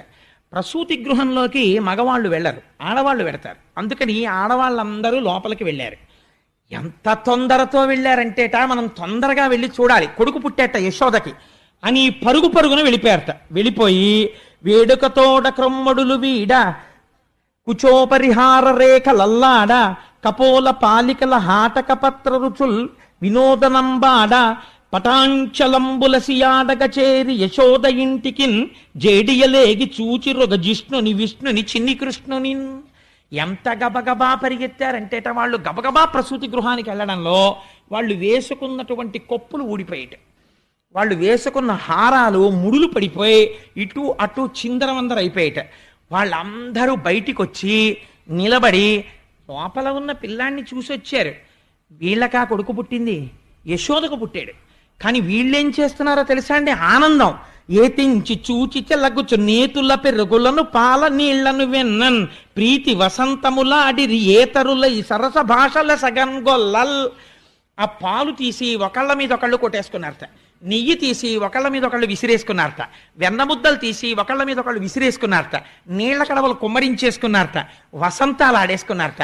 ఎందుకంటే మన నందప్రభువుకి కొడుకు పుట్టాడు అని పొంగిపోయి వీళ్ళందరూ బయటికి వచ్చి ఒకళ్ళతో ఒకళ్ళు చెప్పుకుంటున్నారట. భయ్యంత బాగున్నాడే పిల్లాడు, యశోద పక్కన పడుకున్నప్పుడు చూశాను నేను, బుజ్జి బుజ్జి పాదాలు, ఇంతంత పాదాలు, నల్ల మేఘం ఎలా ఉంటుందో అలాంటి రూపంతో ఉన్నాడు, అరికాళ్ళు ఎర్రగా ఉన్నాయి, పువ్వులు పొట్లం కట్టినట్టుగా ఉన్నాయి, ఇంటి వేళ్ళు చిన్ని చిన్ని వేళ్ళు, ఆ చిన్ని వేళ్ళు ఇలా ముట్టుకుంటూ ఉంటే ఆ బొట్టన వేళ్ళు, దాని మీద మళ్ళీ ఇంత తెల్ల తెల్లటి గోళ్ళు, పక్కన ఇంత చిన్న పిక్క, ఓ ఇంత కాలు, ఆ కాలు ముట్టుకుంటే మెత్తగా ముసలి వాళ్ళ మోకాళ్ళలాగా ముడతలు పడి మోకాళ్ళు, ఇంతంత తొడలు, వాటి మీద ఇలా మూడేమో గీతలు, ఆ తొడ ఇలా అంటే మెత్తటి తొడ, సన్నటి నడుము, బుజ్జి బొజ్జ, మనం పెట్టుకున్న వెన్న ముద్దలా ఇలా ముట్టుకుంటుంటే ఎంత మెత్తగా ఉంది ఆ బొజ్జ. యశోద పాలు తాగి బుజ్జి ఇంటి చిన్ని నాభి, ఆ నాభిలోంచి అమ్మ కడుపులో ఉండగా అన్నమంతా తిన్నాడు. అంత చిన్న పిల్లాడికి వక్షస్థలం ఏమిటో విశాలంగా ఉంది, చక్కటి కంఠం, దాని మీద 3 గీతలు, బుజ్జి గడ్డం, ఎర్రటి పెదవులు, బోసి నవ్వు, చిన్ని ముక్కు, చిన్ని చిన్ని కన్నాలు, తామర రేకుల్లాంటి కళ్ళు, యశోద కళ్ళే పోలికొచ్చేసాయి. ఆ చక్కటి నుదురు, గిరజాల గిరజాల జుత్తు నందప్రభువులాగా, ఆ చేతులు ఎర్రటి అరిచేతులు, ఆ చేతులు చూసేటప్పటికే ఏదో సంతోషం. నిజంగా పిల్లాన్ని ముట్టుకుంటుంటే ఎప్పుడు ఎత్తుకుంటామా, ఎప్పుడు పెరుగుతాడా, ఎప్పుడు మనతో ఆడుకుంటాడా అని పొంగొచ్చేస్తోంది. భయ్యేమి వీపో నూగుతోటి అని వాళ్ళందరూ పొంగిపోయి చెప్పుకొని వసంతాలు ఆడేసుకుని పరవశించిపోతున్నారట. ఈ నందప్రభువు పొంగిపోతున్నాడు బయటికి వచ్చి, ఓహో నాకు కదా ఇలాంటి కొడుకు పుట్టాడు, ఆడవాళ్ళందరూ ఎంత గొప్పగా చెప్పుకుంటున్నారో అని సంతోషపడిపోయి. మానసిక దర్శనం అంటే అంతేనండి, బాలకృష్ణ దర్శనం కాదా? యశోద యొక్క పురిటి మంచం మీద పడుకున్న వాణ్ణి ప్రసూతి గృహానికి వెళ్ళిన స్త్రీలు ఎలాంటి కళ్ళతో చూశారో నేను అలాంటి కళ్ళతో చూడగలను పోతన గారిని ఎదురు పెట్టుకుంటే. కాబట్టి అలా దర్శనం చేసి వాళ్ళు పొంగిపోయారు. పొంగిపోతే నందుడు బ్రాహ్మణుల్ని పిలిపించాడు, గోవులు దానం ఇచ్చాడు, గొప్ప గొప్ప మేలిమి వస్త్రాలు దానం ఇచ్చాడు. ఈ పిల్లవాడి జాతకర్మ ఒక్కసారి జాతకం చూడండి ఎలా ఉంటాడు అన్నాడు. ఈ ఆభీర కుమారుడు వీరుండై శ్రీయుతునై వీర వైరి జేతయునై దీర్ఘాయుష్మంతుండగునని పాయక దీవించినప్పుడు బ్రాహ్మణ జనముల్. ఆ పిల్లవాడి జాతకం చూసి ఆ ఏం పిల్లాడయా నందుడా అని కడుపు నిండిపోయిందయా. నిజంగా లేక లేక పుట్టినందుకు ఈ పిల్లవాడు ఈ ఆభీర కుమారుడు శ్రీయుతుడై, అసలు లక్ష్మి వీడిదేనయ్యా, అంత ఐశ్వర్యం అనుకో. శ్రీయుతుడై వీరవైరి జోదయునై ఎటువంటి వీరుల్ని ఓడిస్తాడు. దీర్ఘాయుష్మంతుండగునని గొప్ప దీర్ఘాయుర్ధాయాన్ని పొందుతాడు. పాయక దీవించినప్పుడు బ్రాహ్మణ జనముల్, ఆ బ్రాహ్మణులందరూ ఆశీర్వచనం చేశారు. దుందుభులు మొరసే గాయక సందోహము పాడే సూత సముదాయముతో వందిజనులు కీర్తించిరి క్రందుగ వీతించ భద్రకాహలరవముల్. నందుడి యొక్క కోటలోంచి దుందుబులు మోగేట. ఆ లోపల ఉన్న పిల్లవాడు క్షేమమే భద్రమే అని తెలియడం కోసం అని చెప్పి లోపల నుంచి పెద్ద పెద్ద ఢమరుకలు మోగించారట. బయటంతా బ్రాహ్మణులు గొల్లపడుచులు అందరూ నిలబడిపోయి వసంతాలు ఆడుకుంటున్నారు. వీళ్ళందరూ ఇంత ఆడుకుంటుంటే అసలు సంతోషం అంతా ఎవరిదోట తెలుసా అండి? క్రేళ్ళురికె మసలిలే గల్లు మల్లడిగుని రంకెలిడియ మద వృషభంబుల్ పెళ్ళున ముదుగుల పొదుగుల చల్లించన్ పాలు బాలు సంభవ వేళన్. చిన్ని చిన్ని దూడలు. కృష్ణుడు మేము ఒక్కసారే పుట్టాం, మేము 2 రోజుల ముందు పెట్టాం, మేము కృష్ణుడి కన్నా పెద్ద. మా అదృష్టం ఏమిటో తెలుసా?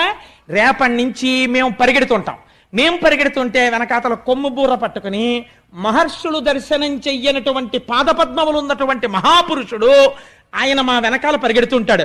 ట్రర్ అంటుంటాడు, ఆపుతుంటాడు. ఆయన బూర ఊతాడు, ఆయన వేణువు ఊతాడు. మేమందరం వచ్చి ఆయన చుట్టూ నించుంటాం. ఆయన మా వీపుల మీద తన చెయ్యి వేసి సేద తీరుస్తాడు. ఆయన మా పాలు పితుకుతాడు. మేము పరిగెడుతుంటే మా డెక్కల నుంచి గోధూళి రీగుతుంది. ఆయన చెమట పట్ట ఆయన ఒళ్ళంతా మా కాళ్ళ మట్టి అంటుకుంటుంది. ఆయన ఆవులతో ఆడుకుంటాడు, మేము ఆయనతో ఆడుకుంటాం. మాకు గడ్డి పెడతాడు. మా అంత అదృష్టవంతులు ఎవరు ఈ బ్రహ్మాండంలో ఎవరున్నారు అని క్రెళ్ళురికే మసలిలేగలో. అసలే ఆవు దూడకు అలరెక్కువ, 4 కాళ్ళు ఎత్తి ఎగురుతుంటుంది అది. అలా ఎగిరెగిరి ఆడుతున్నట్టు దూడలన్నీ అక్కడ నందవ్రజంలో. మల్లడిగొని రంకెలిదియ మరద వృషభంబుల్. ఆబోతులకి ఎద్దులకి ఆనందం వచ్చేసిందట.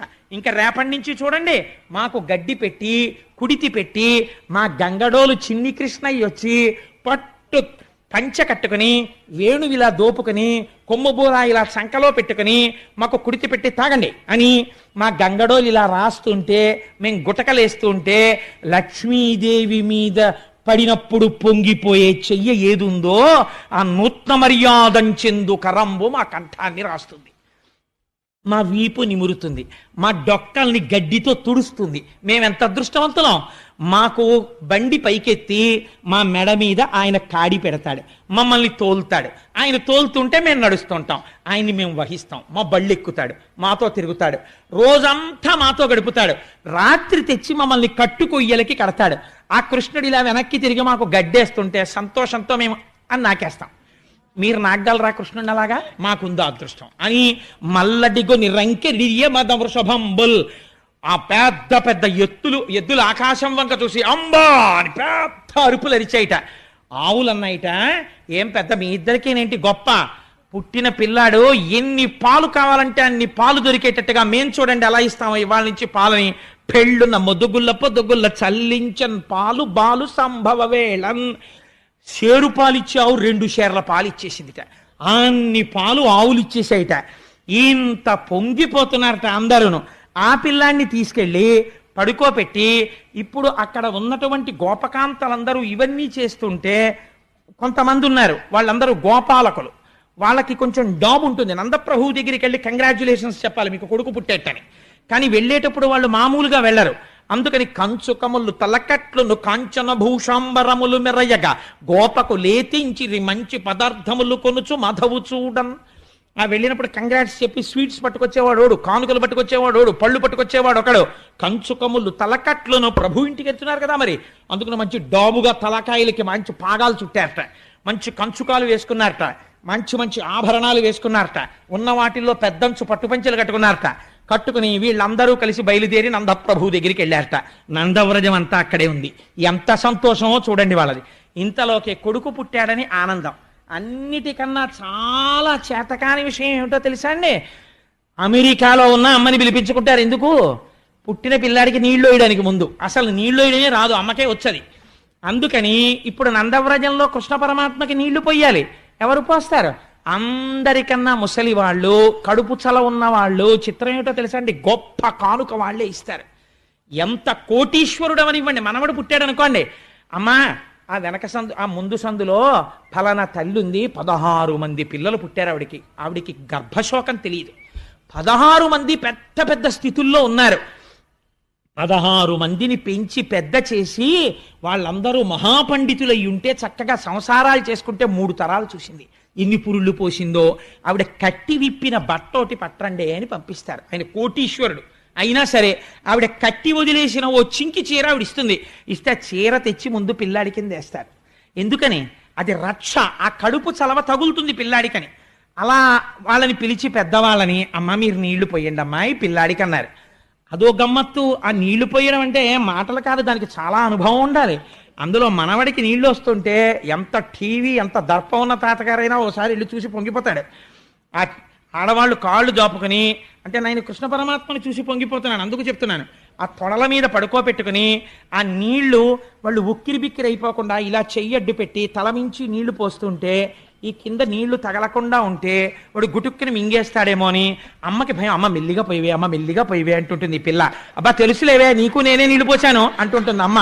అలా నీళ్లు పోస్తూ ఉంటే ఆ పిల్లాడికి జాగ్రత్తగా పుసులు తీసేసి నాయనమ్మో అమ్మమ్మో తిరిపెట్టి ఆ చెవులో ఇలా ఇలా తిప్పి తడి కూడా తీసేసి వాడికి ఒంటి నిండా సాంబ్రాన్ని వేసేసి తెచ్చి ఉయ్యాల్లో పడుకోబెట్టేస్తే ఇంతోటి నీళ్ళు స్నానం చేసినందుకు అలసిపోయేవాడు అలా పడుకుంటే అప్పుడు తండ్రి వచ్చి చూసుకుని నా కొడుకని పొంగిపోతాడు. అలా కృష్ణ పరమాత్మకు కూడా నీళ్లు పోయడానికి ఆడవాళ్ళని తీసుకొచ్చారట, పెద్దవాళ్ళని తీసుకొస్తే ఆయన అంటారు, పాపనికి నూనె తల ఎంటి పసుపు రాసి బోరు కాడించి హరి రక్ష పొమ్మటంచు జలములొక కొన్ని చుట్టి రాచల్లి దీవించి పాడిర ఈ విధలెల్ల. ఆ వృద్ధులైన స్త్రీలందరూ ఆయన్ని ముందు ఒళ్ళో కూర్చోబెట్టుకుని, వాడికి ఇంకా ఇలా మెడ నిలబెట్టడం రాదు, అందులో ఇలా ఇలా పడిపోతుంటుంది ఆ తల, జాగ్రత్తగా ఇలా గడ్డం కింద చెయ్యి పెట్టి గుండెల మీద పెట్టుకుని ఆ పిల్లాన్ని అలా పట్టుకోవడం వాళ్ళకే వస్తుంది, మనకి రాదు, మగవాళ్ళకి. కూర్చోపెట్టుకుని వాడికి బాలునికి నూనె తల ఎంటి పసుపు రాసి ఒళ్ళంతా నూనె రాసి, రేపొద్దున్న చర్మం అంతా చలికాలం వస్తే చర్మం అంతా ఎండిపోయినట్టు అయిపోతుంది, పిల్లాడికి నూనె బాగా రాయాలి అని చెప్పి ఒళ్ళంతా నూనె రాసేసి సూక్ష్మక్రిములు పట్టకుండా చర్మం పాడవకుండా పసుపు రాసేసి బోరు కాడించి వాడికి పైనుంచి నీళ్లు పోసి హరిరక్ష పొమ్మటంచు. ఎవడికి హరిరక్ష? హరికి. జలములొక కన్ని చుట్టిరా చల్లి దీవించి కాసిని నీళ్లు చేతిలో పట్టుకుని శ్రీరామరక్ష 1000 ఆయుష్ 1000 ఐదోతనం 3 పుట్ల మనవలు 6 పుట్ల ముని మనవలు 8 పుట్ల ఇను మనవలు, అప్పటి వరకు నేను బతికుండి నీ పిల్లలందరినీ చూసి మీ మనవలు ముని మనవలు వీళ్ళ పెళ్లిళ్ళన్నింటికీ నేను వచ్చి బోసినో తీసుకుని తిని వాళ్ళందరికీ నీళ్లు పోయొద్దే అమ్మా నేను అని వాళ్ళు ఆశీర్వచనాలు చేస్తున్నారు. పోతన గారు ఎంత లైవ్ టెలికాస్ట్ ఇచ్చారో చూడండి. అందుకని బాలునికి నూనె తల ఎంటి పసుపు రాసి బోరు కాడించి హరిరక్ష పొమ్మటంచు జలములొక కొన్ని చుట్టి రాచల్లి దీవించి పాడిరయ్యు విధలెల్లా. పాటలు పాడేస్తా ఆయన మీద. ఇన్ని పాటలు పాడితే ఆయనకి నీళ్లు పోస్తుంటే పోతన గారు అంటారు, పాపం వీళ్ళకి తెలియదు చూడు ఎలా చేయించుకుంటున్నాడో ఏమీ తెలియని వాళ్ళగా, పలుతోయంబుల జగముల పలుతోయంబుల ముంచి భాషించడు యా పలుతోయగాడు పల్లవ లలనాకరతోయంబులందు చలగుచుతడియన్. ఆయన ఈ లోకాలన్నింటినీ ప్రళయం చేసెయ్యాలనుకున్నప్పుడు నీళ్లల్లో ముంచేసి తాను మాత్రం ఒక మర్రాకు మీద పడుకుని ఏమీ తెలియని వాళ్ళ బొటన వేలు నోట్లో పెట్టుకుని చీకుతూ పడుకునే వటపత్రసాయి ఏమీ తెలియని వాళ్ళ ఈ వృద్ధ గోపకాంతల యొక్క తొడల మీద పడుకుని నీళ్లు పోయించుకుని ఉక్కిరి బిక్కిరి అయిపోయినట్టు అంటే అందరూ అయ్యో అయ్యో అమ్మ ఏమైనా అవుతుందేమో అని యశోద కంగారు పడుతుంటే లోపల నవ్వుకుంటూ ఎలా పడుకున్నాడో చూడు దొంగ కృష్ణుడు. అన్నమాచార్యులు వారైతే అన్నారు, సతులు దొంగ నీవని సతులు పొంగుచున్నారా ముంగిటారాడరా మోహనాకారా అని. ఏమంటే మూర్తి గారు నాకు పాడడం రాదు, అయినా ఆనందంలో పాడేస్తున్నాను అనమాట. సరే, అందుచేత వీళ్ళందరూ ఆ పిల్లవాడిని తీసుకొచ్చి అంత పొంగిపోతున్నారు. పొంగిపోయి ఆఖరికి ఆ పిల్లవాడిని తీసుకెళ్ళి ఓ ఉయ్యాల్లో పడుకోబెట్టారు. వాడికి ఒళ్ళంతా సాంబ్రాణి వేసేశారు. వేసేసి ఊపుతున్నారు అందరూ కలిసి. ఓ పట్టాన ఊపుతారా పసిపిల్లలు పుడితే, ఇంతలో ఎవరో అమలక్కి వస్తుంది. వాడికి నిద్ర పట్టే వాళ్ళకి ఇలా తీసి ఆ వాళ్ళ నాన్నపోలికేనే ఆ గిరజాల జుత్తు వాడను అంటుంది. అనేటప్పటికీ ఒక ఆవిడ ఉంటుంది, ఏమీ లేదు అంతా మా అమ్మాయి పోలికే అంటుంది. కూతుర్ని వెనకేసుకు రాకో మా అబ్బాయి పోలికే అని ఒక ఆవిడ అంటుంది. వీళ్ళ అరుపులకి వీళ్ళ నవ్వులకి వాడికి తెలివి వచ్చేస్తుంది. వాడు మళ్ళీ ఇలా పత్తికాయలా గుడ్లిప్పుతాడు. పడుకోనివ్వండమ్మా అంటుంది ఆ తల్లి వచ్చి, పాప ఆవిడ ప్రేమ. మళ్ళీ ఆ ఉయ్యాల ఊపుతుంటారు. జోజో కమలదలేక్షణ జోజో మృగరాజ మధ్య జోజో కృష్ణ జోజో పల్లవకర పద జోజో పూర్ణేందు వదన జోజోయనచున్. ఆ పిల్లవాడిని ఉయ్యాలలు ఊపుతున్నారట. జోజో కమలదలేక్షణ, తామర పువ్వు యొక్క రేకులు ఎలా ఉంటాయో అటువంటి కన్నులున్నవాడా. జోజో కమలదలేక్షణ జోజో మృగరాజ మధ్య, సింహము యొక్క నడుము ఎలా ఉంటుందో అటువంటి సన్నని నడుమున్నవాడా. జోజో మృగరాజ మధ్య జోజో కృష్ణ. మీకు అనుమానం రావచ్చు, అదేమిటండి పేరు పెట్టలేదు కదా ఎలా పిలిచారు కృష్ణుడని. కృష్ణ శబ్దం నిరతిశయ ఆనంద స్వరూపము. ఆయన్ని చూసేటప్పటికి వాళ్ళకి ఆనందం వచ్చింది. అందుకే అమ్మవారికి కూడా కృష్ణ అని పేరు. జోజో కమలదలేక్షణ జోజో మృగరాజ మధ్య జోజో కృష్ణ జోజో పల్లవకరపద జోజో పూర్ణీందు వదన జోజో యనచున్. ఆ పిల్లవాడిని ఓహో ఉయ్యాలలు ఊపేస్తున్నారట. ఊపేస్తుంటే ఆయన మాత్రం ఎంతసేపు ఊపినా, 7ంటికి నీళ్లు పోసి పడుకోబెట్టినా, చలికాలం పొగమంచని చెప్పి సూర్యుడు వచ్చిన తర్వాత వేడి నీళ్లు పోసి సాంబ్రాణేసి ఓ పట్టుపంచ కట్టి చక్కగా పడుకోబెడితే అన్నీ వింటాడు, అన్ని పాటలు వింటాడు, అన్నీ చేస్తాడు. అమ్మయ్య నిద్రపోయాడేమో అని ఇలా ఉయ్యాలా తీసి చూసేటప్పటికి బోసినవు నవ్వి గుడ్లు తెరిచి ఉంచుతున్నాడు. ఏట్రా ఈ పిల్లాడు నిద్రపోడేమిట్రా అని తల్లిదండ్రులకు అదో పెద్ద బెంగ. మీరు యూజువల్గా ఒక కంప్లైంట్ వింటుంటారు, మా అమ్మాయి కొద్దిగా పాడైపోయిందండి, వాడు ఏమిటో రాత్రిళ్ళు లేచి ఆడుకుంటాడండి అంటారు తల్లి. ఎంత చిత్రంగా ఉంటాయో ఆ కంప్లైంట్లు పిల్లల గురించి. వాడు రాత్రిళ్ళు ఆడడం ఓ పెద్ద కంప్లైంట్. ఎందుకంటే వాడు ఆడుతాడు, వీళ్ళు నిద్రపోయారనుకోండి వాడు స్విచ్ బోర్డులో వేలెడతాడు. అందుకని వాడిని అలా కాపలా కాయాల్సిందే. అంత నిజంగా తల్లి ప్రేమ లేకపోతే ఎక్కడ పెరుగుతారండి పిల్లలు? నిద్ర కూడా మానేసి ఆ పిల్లల్ని కాపాడుకుని ఈయన ఎక్కడ లేచి అరుస్తాడో, రేపు మళ్ళీ ఆఫీస్కి వెళ్ళాలి, ఏమిటో వాడి ఆల్రెడీ నువ్వు బాగానే ఉంది నీ ఆటలో నిద్రపుచ్చట్టాడు. నిద్రపుచ్చంటే ఇప్పుడు చేతిలో ఉందా? పాపం ఏ హాల్లోకి వెళ్ళి వాడిని పడుకోరా నాన్న అని వాడితో అసలు నోట మాట రాని వాళ్ళండి. ఆ చంటి పిల్లాన్ని చూసుకుని బజ్జున్నావా నువ్వు, నీ పళ్ళు, నీ బుగ్గలు బబ్బోవచ్చు కదా, ఎన్ని చెప్పేస్తారో కథలు సీరియల్స్ వాడికి చెప్పేస్తారు. వాడికి ఏమీ తెలియదు. వాడు అమ్మ వంక చూసో వెరినవ్వు నవ్వుతుంటాడంతే. వాళ్ళు పొంగిపోయి చెప్పేస్తారు. ఏమి అనుబంధం అండి పిల్లాడికి అమ్మకి సృష్టిలో. అలా తీసుకొచ్చి ఆ పిల్లాన్ని ఊపితే ఎంతకీ నిద్రపోడు. ఏమిటి నిద్రపోడు, ఎంత జో కొట్టినా నిద్రపోడు అనుకుని అందరూ రాను జోకడితే నిద్రపోతాడమ్మా అని ఓ జో జో జో జో జో అచ్యుతానంద జో జో ముకుంద అంటుండడం, కొడుతుండడం. ఆయన వీపు మండిపోతోంది. ఇలా దెబ్బలు తినడం ఎప్పుడూ లేదు, కూర్మావతారంలోనైనా దురద తీరలేదు. కానీ ఇదెక్కడి గొడవరా, ఇలా కొట్టేస్తున్నారు, ఎందుకు కొడుతున్నారు వీళ్ళు, ఏమిటి అసలు ఈ జోజో అన్న మాటకు అర్థం ఏమిటని ఆలోచించాట. అప్పుడు ఒక్కసారి ఇదేదో వెంకటాచలంలో చేస్తుంటారు రోయ్ అని అప్పుడు గుర్తు తెచ్చుకున్నాడు. అన్నమాచార్యుల వారు గుర్తొచ్చారు. ఆ ఉయ్యాల్లో పెట్టి ఊపేవాడు మహానుభావుడు. జో వచ్చుతానంద జో జో ముకుంద అని. అందుకని నన్ను నిద్రబొమ్మంటున్నారులా ఉంది. నాకేమో నిద్ర తెలియదు. లోకములు నిదురపోవగత నిదురింపని శుభగుడు రమణుల్ జోకొట్టి పాడ నిదురన్ గైకొనులీల ఊరకుండె కను తెరవకయున్. ఓహో, ఈ లోకంలో అలవాటు ఉంది, నిద్రపోతారు. నిద్రపోతున్న వాణ్ణి కూడా రక్షించడానికి కళ్ళు తెరుచుకుని ఉండడం నాకు అలవాటు. కళ్ళు మూసుకుంటే నిద్రపోయాడు అనుకుంటారు ఈ లోకంలో. అమ్మయ్యో ఈ వీపు మంట తగ్గాలంటే కనురెప్పలు మూసేస్తానని నిద్రపోయిన వాడిలా ఇలా కనురెప్పలు వేసేసేట. అమ్మయ్య స్వామి పడుకున్నారనుకున్న ఉయ్యాల అక్కడ అలా ఉంచి పడుకున్నాడమ్మా నీ పిల్లాడు. అయ్య బాబోయ్ ఇంత ఊపితే కానీ పడుకోడేమిటమ్మా అని పాపం ఆ యశోదని దిప్పి ఆవిడ పొంగిపోయి నా కొడుకు కదా ఏడవకుండా అలా ఆడుకుంటుంటాడు అని జాగ్రత్తగా పిల్లాడు నిద్రపోయాడో లేదో మళ్ళీ వాడు ఏడవకుండా తలవేపు ఉన్న ఉయ్యాల గుడ్డ మెల్లిగా ఇలా తీసి దొంగలా చూస్తారు.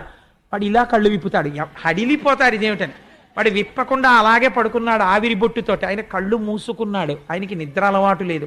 హరివరాసనం అనేటప్పటికి పడుకున్న అయ్యప్ప స్వామి పడుకున్నారని తలుపు లేచినట్టు. కాబట్టి పడుకున్నారు కదా స్వామి, ఇంకెందుకు రేపు చెప్పుకుందాం మిగిలిన కథ. కాబట్టి ఇవాళ స్వామి నామం ఒక్కసారి మనందరం సంతోషంగా స్వామి నామాన్ని ఆవిష్కరిద్దాం. విరజాతీర్థస గోవింద కాంచనాంబరధర గోవింద కరుణాసాగర గోవింద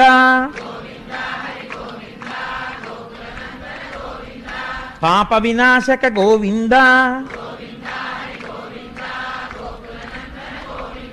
పాహి మురారే గోవింద మత్స్యకూర్మ గోవింద నందనందన గోవింద నవనీత చోర గోవింద పశుపాలక శ్రీ గోవింద గోపీజనలోల గోవింద గోవర్ధనోద్ధార గోవింద అనాథరక్షక గోవింద ఆపద్బాంధవ గోవింద